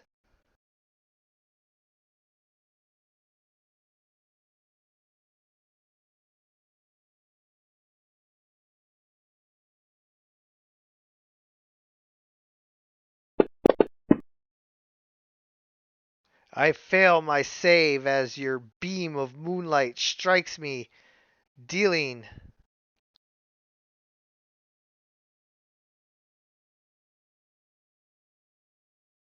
One moment. You're not targeting.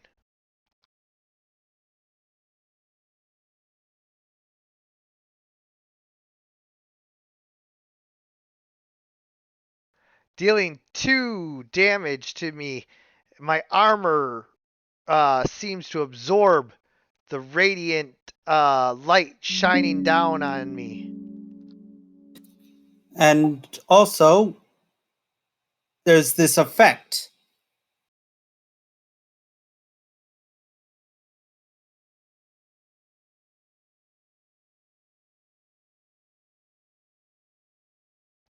Okay.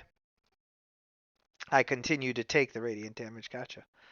All right, so I am going to attack you with Yeah, my Nova's like, you want my light? Have it. yeah. Oh, by the way, he's taking disadvantage on all his attacks from the light. Sweet. I attack Quallen twice with my great sword, striking him once. I deal a good amount of damage that causes him to lose his concentration on his moonbeam.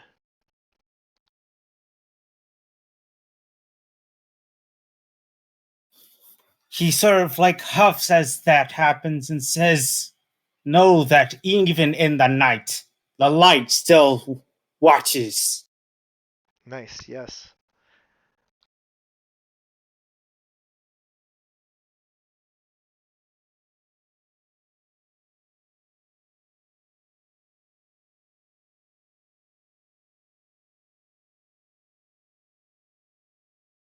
Nomen.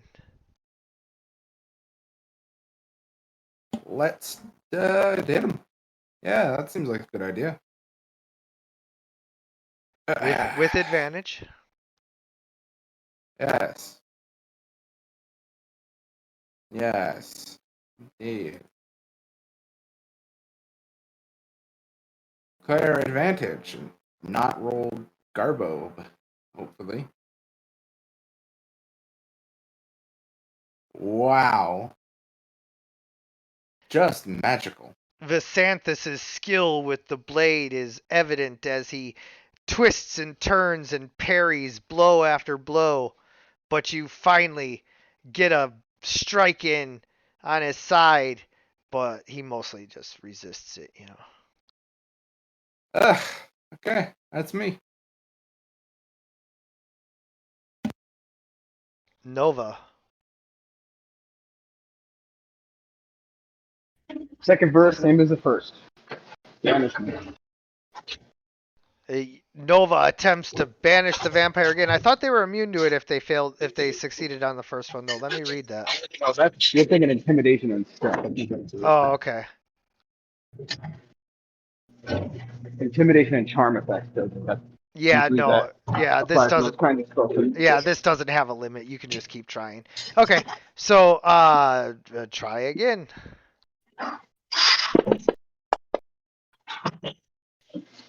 He succeeds again. You attempt to banish What does he the roll? vampire, praying to Palor to banish this unholy abomination, but he just keeps resisting it through the power of the darkness. He's rolling like 12. Cool. I hope. Wait, how? He's way under my spell DC. No, like he's rolling a 12, and then he has like +9. So. Okay. Yeah, he'd better keep saving because his very specific, particular set of circumstances that he puts himself in makes him extremely at risk for the spell banishment. Banishment, if you are not from this plane of existence, it sends you back to your plane of existence. No concentration, no coming back in 1 minute. Right. But that's my turn. Okay. And 2 attacks quick on Quillen.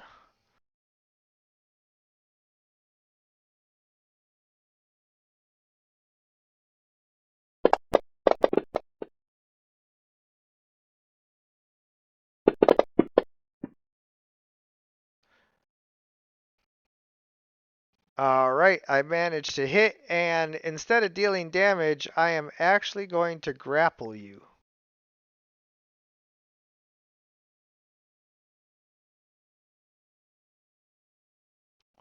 Alright, and then go ahead, Lorithir.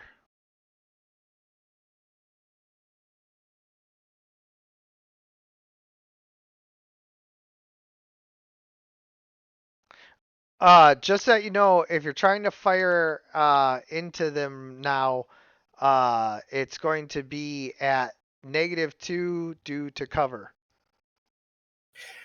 I ignore cover. Oh, that's right. Sharpshooter. That's right. So never mind.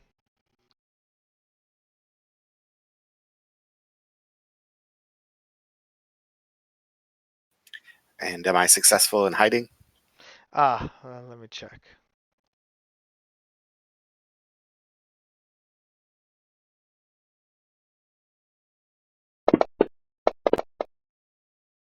Yes. All right. It would have taken a nat 20 for it to be otherwise, but still.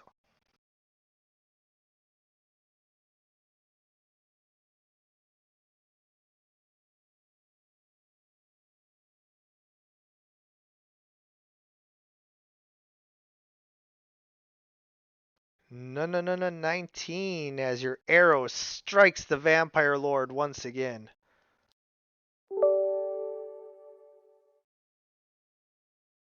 He takes heavy damage and is bleeding profusely from the arrow.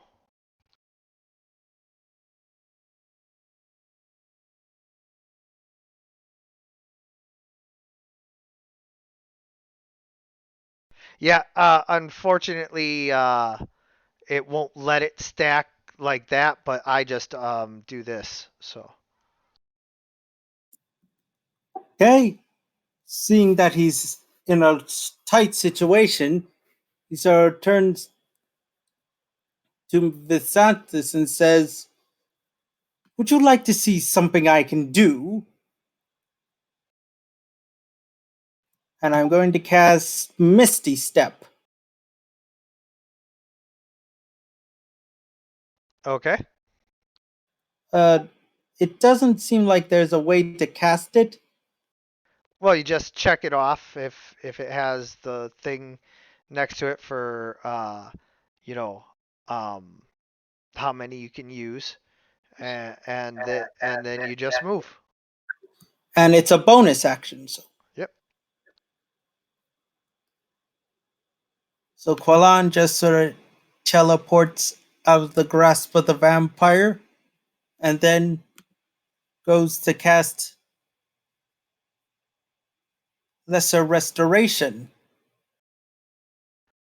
Wait, I'm not seeing Misty Step on your sheet. There is. It's on level 2. Ah, yes, there it is. Okay. Yep. Okay. So you teleport. Go ahead and move yourself. You did that, and then what do you do? Prayer of Healing. Got it. Oh wait, nope. Hold on, because you can't cast 2 spells in 1 turn. Okay, then I'll go and shoot a crossbow bolt. Sure, there you go.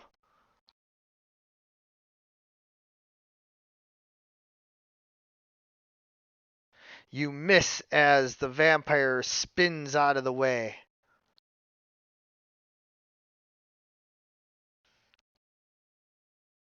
Oh wait, you can't.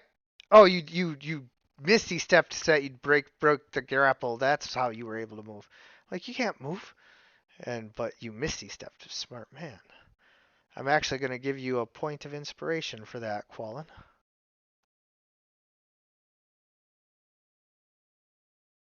He's a lot more clever than your average Goliath. Yeah.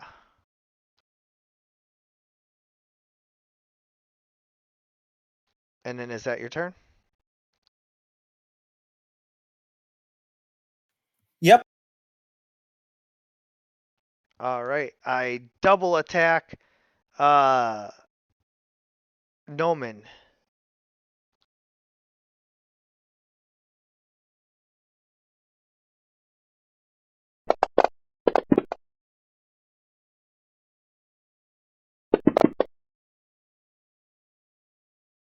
What effect does the sunlight have on? Disadvantage on all his attacks. Gotcha. Plus, it's like really bright out here.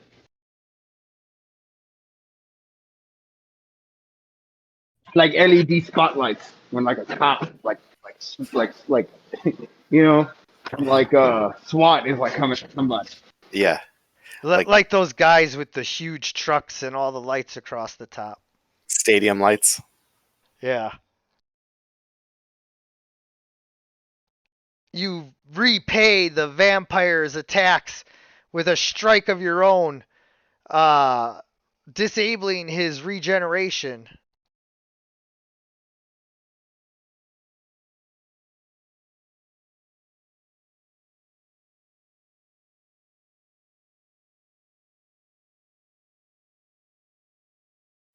Nova, do you have spell slot for another banish, right? I tried to grab Noman. Well, I tried to attack Noman.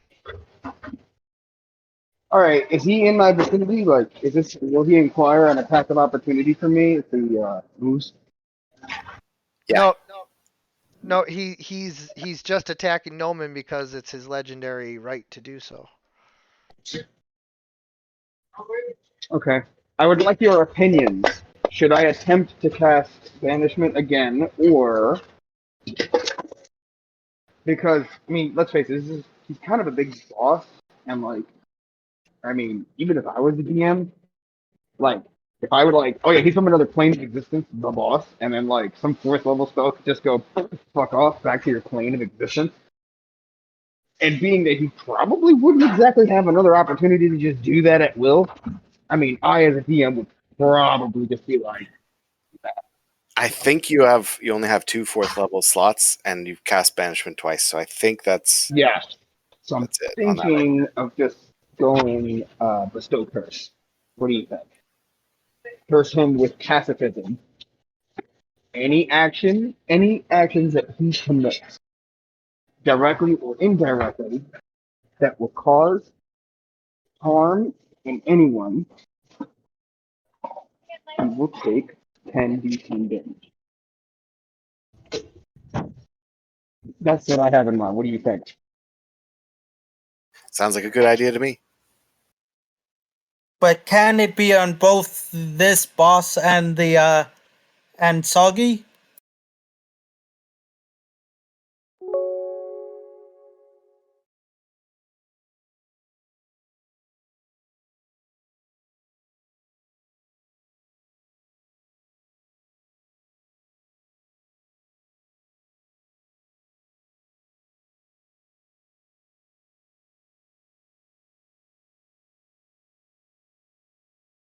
So yeah, is Nova gonna cast Bestow Curse then? Ooh, bestow curse is concentration, is daylight. Can you guys hear me? Yep. Yeah. So I'll go bestow curse.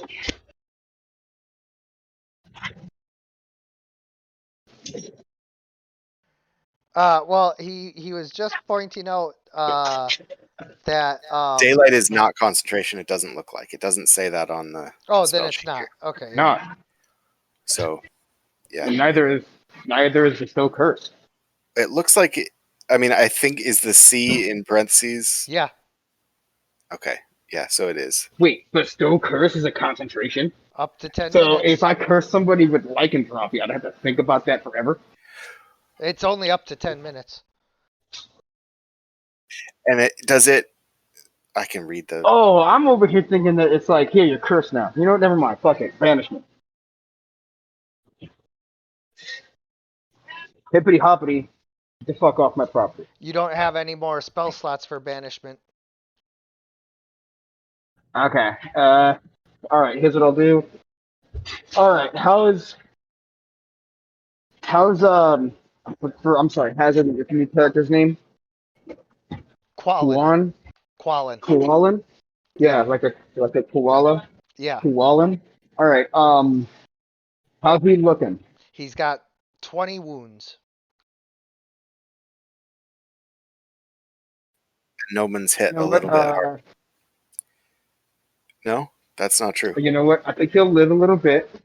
I don't know what his max HP is, but I'm going to go ahead and cast Beacon of Hope on everybody. Obviously, not the fan.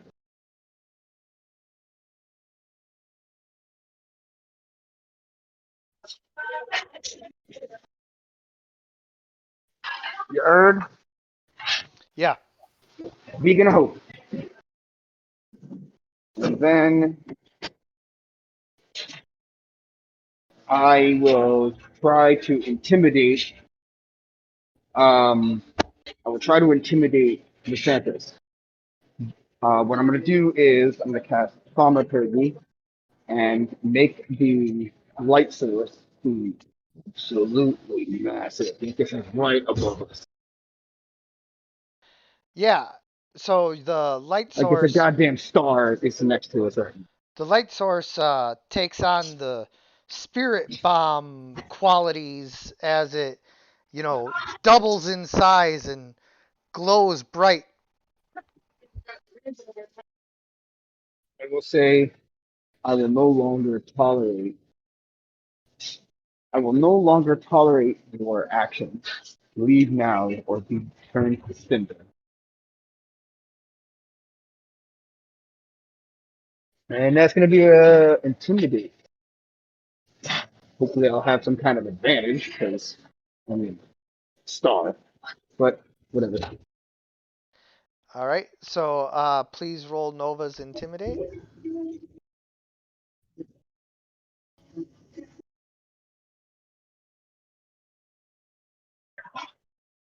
Is there any modifier or advantage or disadvantage? Yes, he gets +5 to the roll. Not allowed to. You won't be able to. He gets a +5 to the roll.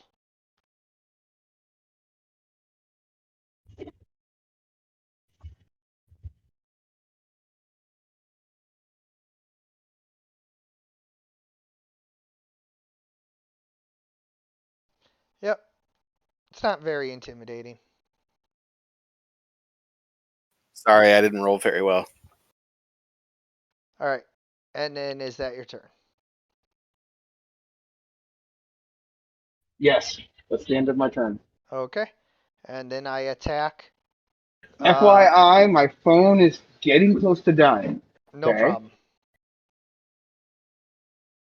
And then I attack Noman.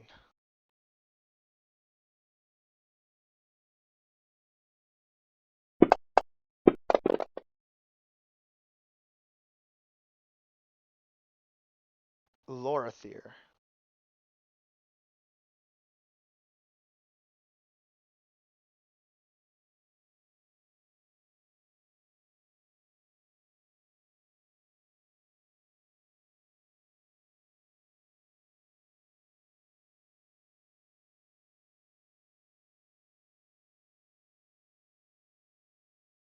Try to hide again.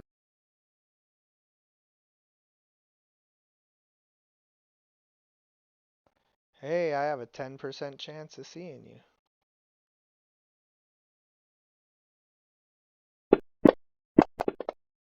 That ain't it.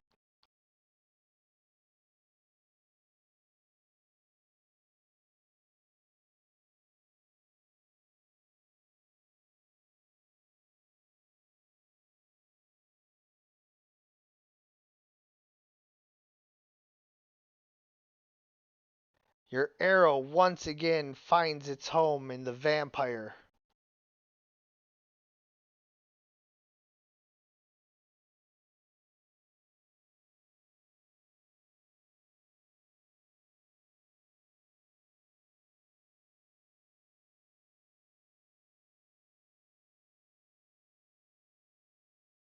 Did that? Oh, there we go.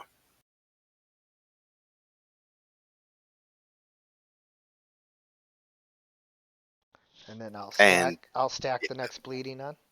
Yep. And that's my turn.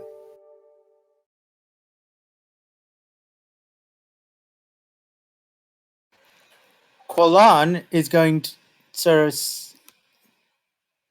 You sort have of reach, seeing- so you can attack from there. Oh, that's what I was thinking.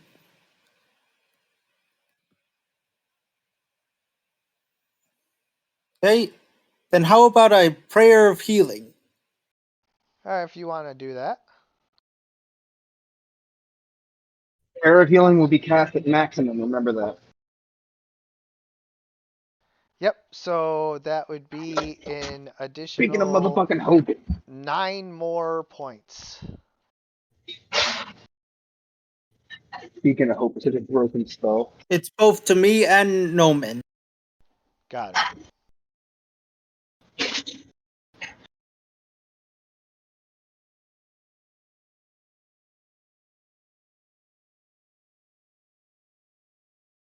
All right, there you go.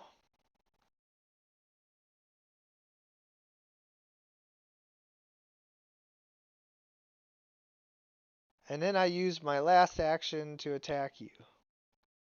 Again. Noman.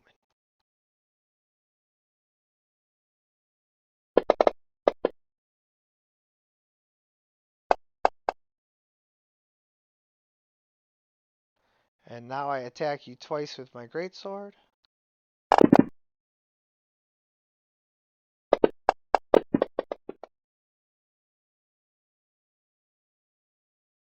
And I am starting to get so beat down that I can't even mount a proper offense against you. And the sun is blinding me, and my wounds are not healing. And I'm bleeding black blood out of the arrow sticking out of my rib cage.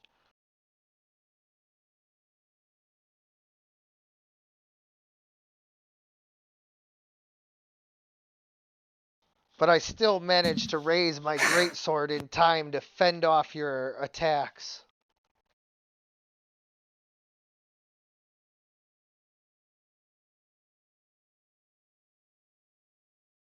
And I attack you.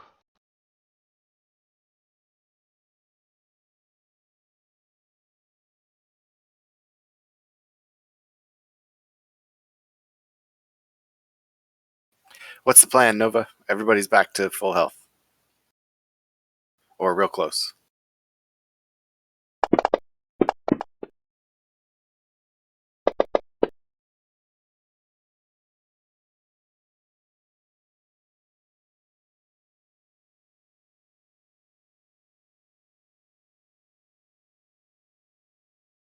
You there, Nova? Or did his phone finally die?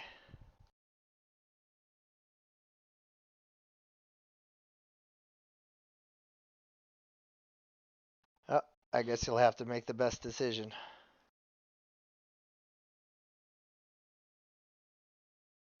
I think his phone just died. Yeah, that's what I was thinking. So what's the best decision you can make for Nova then?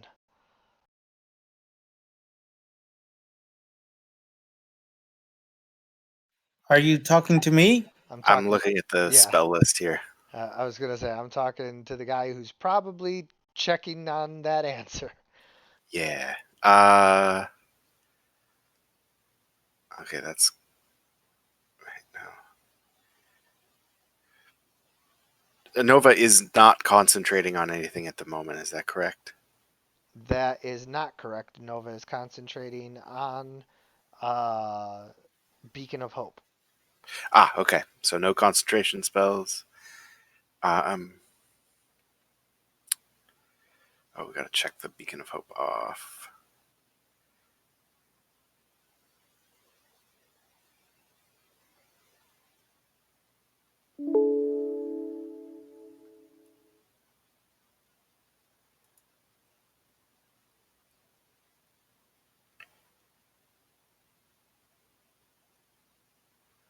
Okay, what have we got here?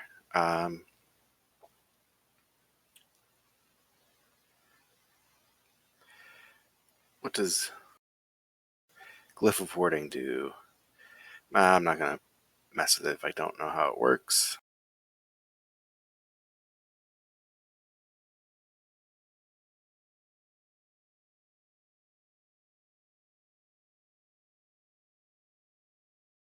Nova will cast Shield of Faith. Oh no, that has concentration. Just down in the effect, not up in the spell. All right.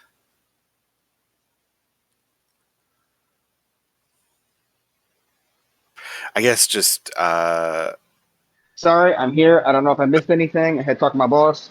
no, Nope, it's it's your your turn. I was turn. just trying to figure out what to do. So. Yeah, that's actually what I figured. Okay, so I got Beacon of Hope, concentrated in going. Throw me some numbers here. What are people's heralds? Everybody's pretty close. Noman's down a few. Noman's down 6. Quolon's down 2. Okay, you don't Vampire's need pretty healing. low. You don't need healing. No, I'm trying to make this way harder for Vasanthus and cast Aid. 3rd level. And that's on everyone. Yup. All right, so everyone's Everybody should get like already targeted. So all you have to do is go to the 3rd level aid and click on the heal 10 maximum. There you go. cool. And that should do it. I attack Noman again.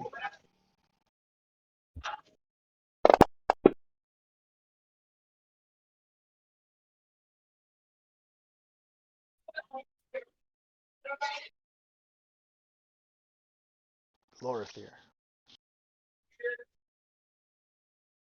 Step out of sight.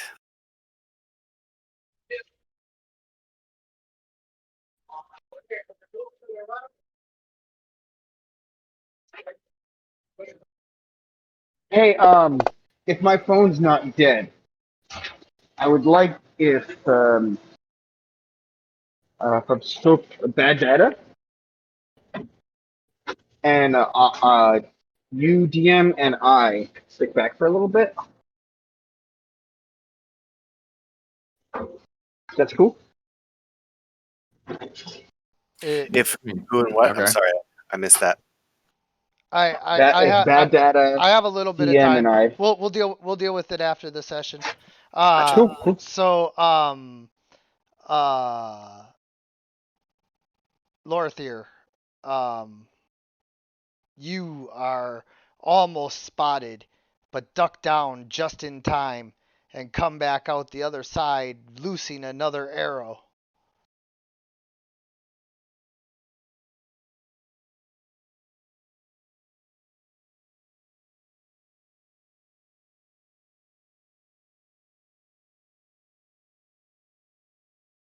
Striking the vampire again and again.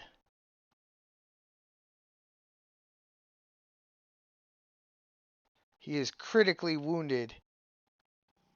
That was a bleeding arrow, so another. And so how is that working? The arrows of bleeding. He's taking 4 ongoing damage every round. Yeah. All right. That's the end of my turn.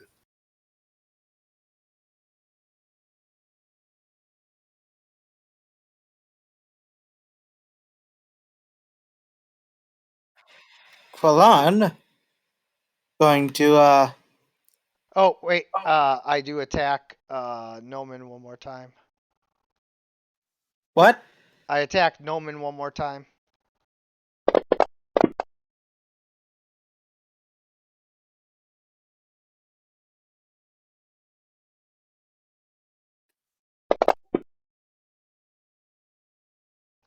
All right, now what does Quillan do? He's going to attack the Sansis. Well, one moment, just trying to. I'm going to use my last second spell slot to cast Searing Smite upon myself. Okay.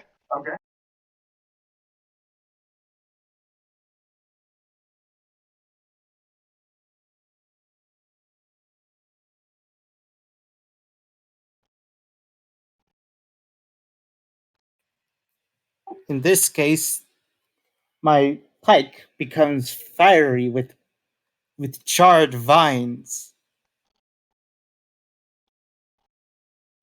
Okay, yeah, that I like that.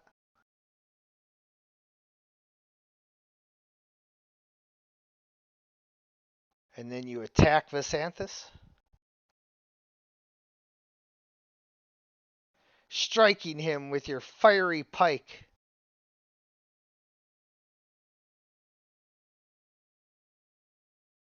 He takes a bunch of fire damage and screams in pain as he burns.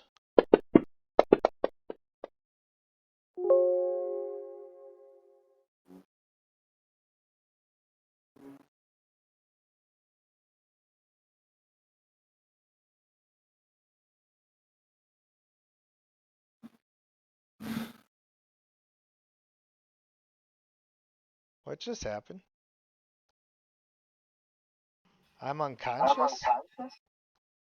Well, first of all, I'm not unconscious, but second of all, oh, I went into dying. Gotcha. So as soon as you unleash the fiery pike into my body, it burns up and a red mist begins to float away at a pretty rapid speed and disappear into the woods. Quillan just sort of spits on the place where the Thansis was, and you notice a bit of blood mixed with it.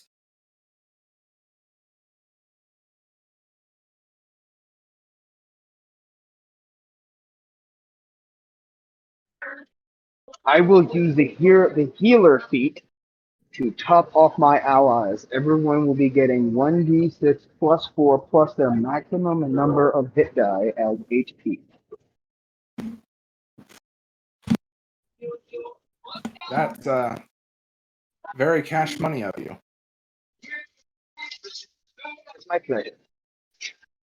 Now let us go before he returns. Yeah. And like I said, next time, can we please stay inside?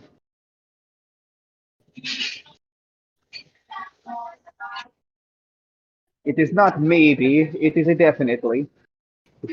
Every single time we have slept outside, we're being attacked by something. It's not a maybe we will, it's a definitely we will. Yeah. I can see that. Damn. Now that whole not leveling up thing feels even weirder considering we just kicked Xanthus in the shins. DM has his reasons.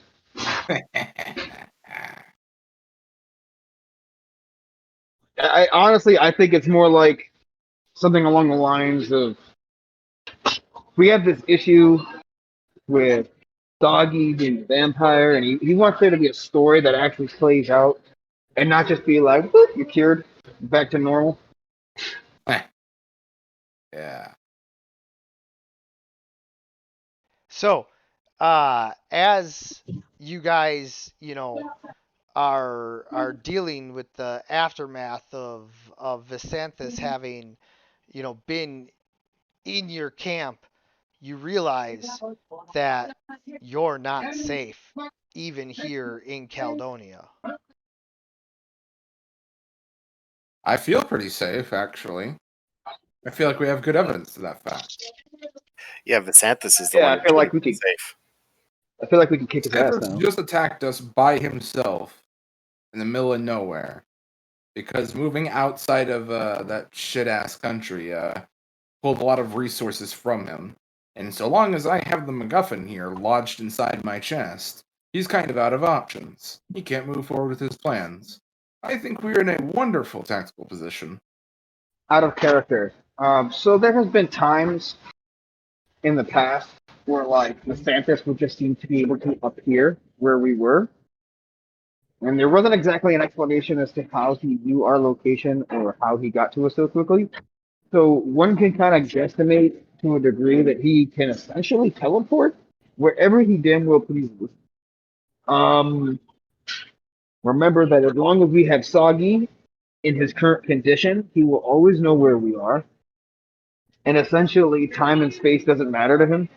So we gotta like go, like now, Yeah. because there really isn't anything from preventing him from just going off, feeding, coming back at full health, and then just fighting us again. And he could essentially, as a vampire, do that indefinitely.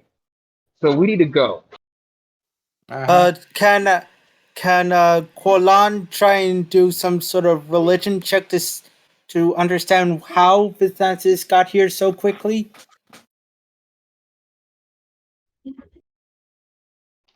Yeah, because Uh, otherwise the only logical explanation is if he can't teleport, or like we know for a fact he could fly.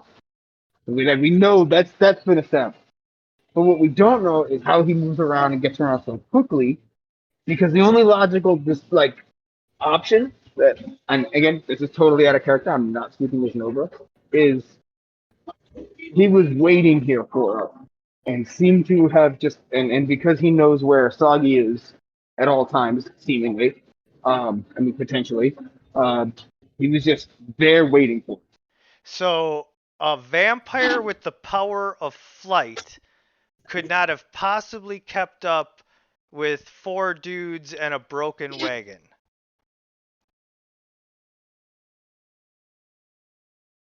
And it's not a matter of keeping up. What we're saying, what I'm suggesting, is while we weren't exactly doing Mach anything, right? We weren't exactly doing 60 miles an hour. So granted, um, he would have had to know where we were going get there before us, despite having a pretty large lead on him. And so, as far as Wait, physics who says concerned, he got there before you? I didn't say that he did. I'm just throwing out ideas. Either he got here before us, or he's like, or the dude's like a jet and can move like 700 miles per hour, or he can teleport. Because well, like if a car going 20 miles per hour in a straight line is doing only that, and a car doing 60 is about a mile behind, the car going 60 is going to have to be doing about 120 to be able to catch up. Like it's just a matter of speed and distance and the amount he'd have to travel. Like, granted, we had to go through mountains and the like, and we had to stop to sleep. So, yeah. But yeah, Yeah, he does seem to be able I to just think get to us. that you're Analyzing? overestimating how quickly he's moving. Like I think that he's moving at far more reasonable speeds than you are estimating, and that Well, I mean, we had one of his minions attack us, and he teleported us 100 miles. He teleported yeah. over like Oh 100 yeah, miles south. Faraz can teleport. There's no question about that. And I'm not saying in any way, shape, or form that Visanthus can't teleport. What I'm saying is that he doesn't necessarily have to have mastery over time and space in order to have been able to have kept up with you guys. He could be moving at some fairly mundane speeds and still have been able to keep up with you guys, especially if you are correct in your assumption that he is able to track you either due to soggy or some other means. Okay, I'm not sitting here jabbing at anybody. This is a more of a, I guess, informative thing for the rest of the party. Is since I'm sitting here, in a manner Trying of to speaking, out of character, Noble would, I guess, we're Noble would trying be to able to say this examine the in a enemy's manner of movement speaking behavior in to character, understand it. right? But what that's all I'm saying is like he can kind of come and go as he please. He seems to know where our current locate wherever we are somehow. Can either move much faster than us or teleport. Considering that a vampire only needs to feed a few times to come to be at full health, we'll basically be exhausted, and then he'll just kind of come right back maybe. So we need to go, and we need to find a way to keep moving and not allow us to be tracked down or bogged down or have our wheels broken. We just need to go and get there quickly. And I don't care how powerful he is, he's not just gonna be like, oh yeah, I'm just at this Paylorian temple, like this massive one. That's not happening.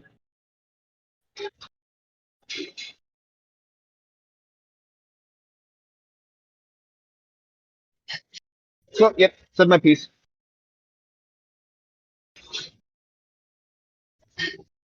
What do you guys think we should do? I agree that we should move quickly. I I agree with that as well. we should still try to take full rests and be prepared. If we start getting into exhaustion, it will be more difficult for us to fight him off. But I don't think he is much of a threat if we are together and prepared for him. Well, together is definite, but prepared is a different story. You see, the last time we weren't prepared, and one of his minions managed to just pull us apart. And because we were tired and unprepared for that battle. So again, we need to do something. We need to get a move on. We need to go. One of the things that I suggest is we need to find a place to sleep when we go to stop. If it's not in a town with an inn or a temple, as an acolyte, I can get us into a temple. Then we need to find a cave or some other means of being able to defend ourselves while we rest. Something that will give us such a massive advantage, nothing would dare attack it. I out of character, I think the circumstances of this fight, there were a couple of things that happened that led to it. it was not the expected outcome for our DM. And I think that we have learned a couple of lessons and aren't likely to stumble into those same circumstances again. However, in character, I think being attacked by a fucking vampire in the middle of the night is probably very unsettling, and I think we would be on our guards and trying to move quickly to our journey's end. Yes. However, just to point out, if you guys are taking the road, there's going to be very few, caves or things of that nature. We have a ranger, or I think sneaky person, right? You're a ranger, are you not? I am a rogue, but I'm the scout archetype. So Okay. Do you have means of being able to find you know? I see you have the ability to find food and water. What about shelter? so my survival is pretty good, and I think that's probably what the DM would ask for a roll on to see if I can. Right, find but what I'm shelter. saying is that like the best roles in the world aren't going to find you shelter where there is none. If you're just out on the open road, you're just out on the open road. Being on the road means that I think, to your point, Nova, we can stay at an inn when one's available, or in a Okay. Can we hayloft get our? temple We need or to. whatever when that's available.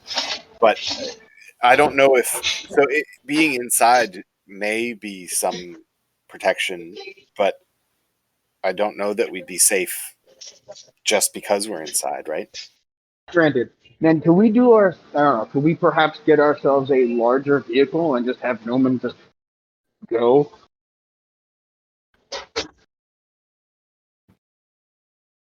I mean, the guy doesn't need to sleep or eat really, so we could just That is correct. with the exception of making sure the horses themselves don't get exhausted, we could just pretty much go indefinitely. Well, the horses definitely need rest. The only other thing I can think of is use. I don't know. I need to look at my spell list, see what I have access to. But if I could conjure celestial, I might be able to summon something that wouldn't need to sleep. Just puff it. But I can't guarantee that. Or if I even have access to the spell. Like planar ally or something. There'd be limits to the time, but still.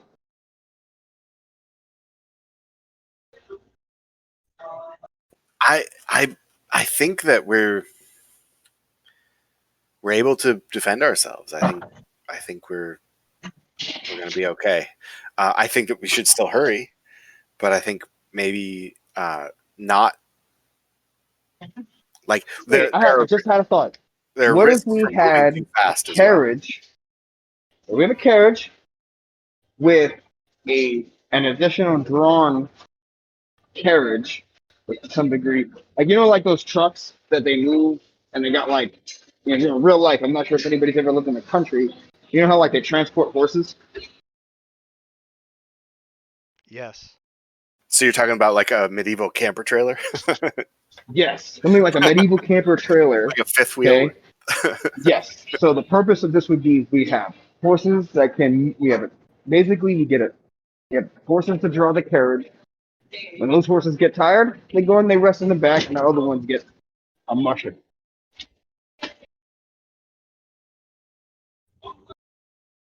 You'd have to have a lot of horses.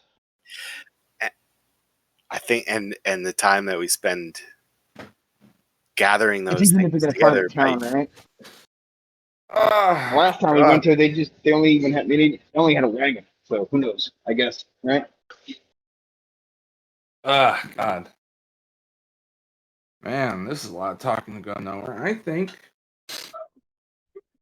we should travel down the road, camp when it's convenient, in when it's convenient, and kill everything that gets in our way. And Leave I it to the agree. Warforged to boil everything down to ones and zeros. Well, I would hate It's to have like to kill we're doing anything all on the road. kinds of trying to twist this in on itself like there's some sort of optimal solution, when the reality is that we should just get there quickly, and that's the best defense we have. Absolutely. I Just completely agree go. with you, man. The real issue here is every single time something has the opportunity to stub our toe, it breaks our wheel. Like when it rains, it pours, and it seems to be raining every time we stop or blink. There is absolutely no possible way to get around that. And kind of superstitious sounding. We've had runs of bad luck. We'll have good luck. All right. Well, so here's the thing, right? Are we really about to rest right now? I mean, we didn't really finish resting, and the Sanders knows our current location. Well, regardless of whether you rest right now or whether it happens after you guys travel, for the rest of the night to distance yourselves from here, at some point you're going to end up resting.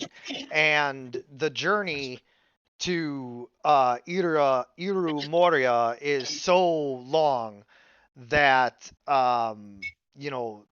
there's going to be big jumps of time as you guys get further and further along the road. And so that is where we draw to a close for this session, is with you guys traveling down the road northward through the valley of the Caledonian Empire here, with the Kisden Mountains rising to your right and the hills to your left, framing the sunset as it goes down each day. And you guys travel on, and that is where we leave you. I want to thank you guys for playing. I want to thank anyone who's watching. And as always, everyone, good Good gaming. Good gaming. game.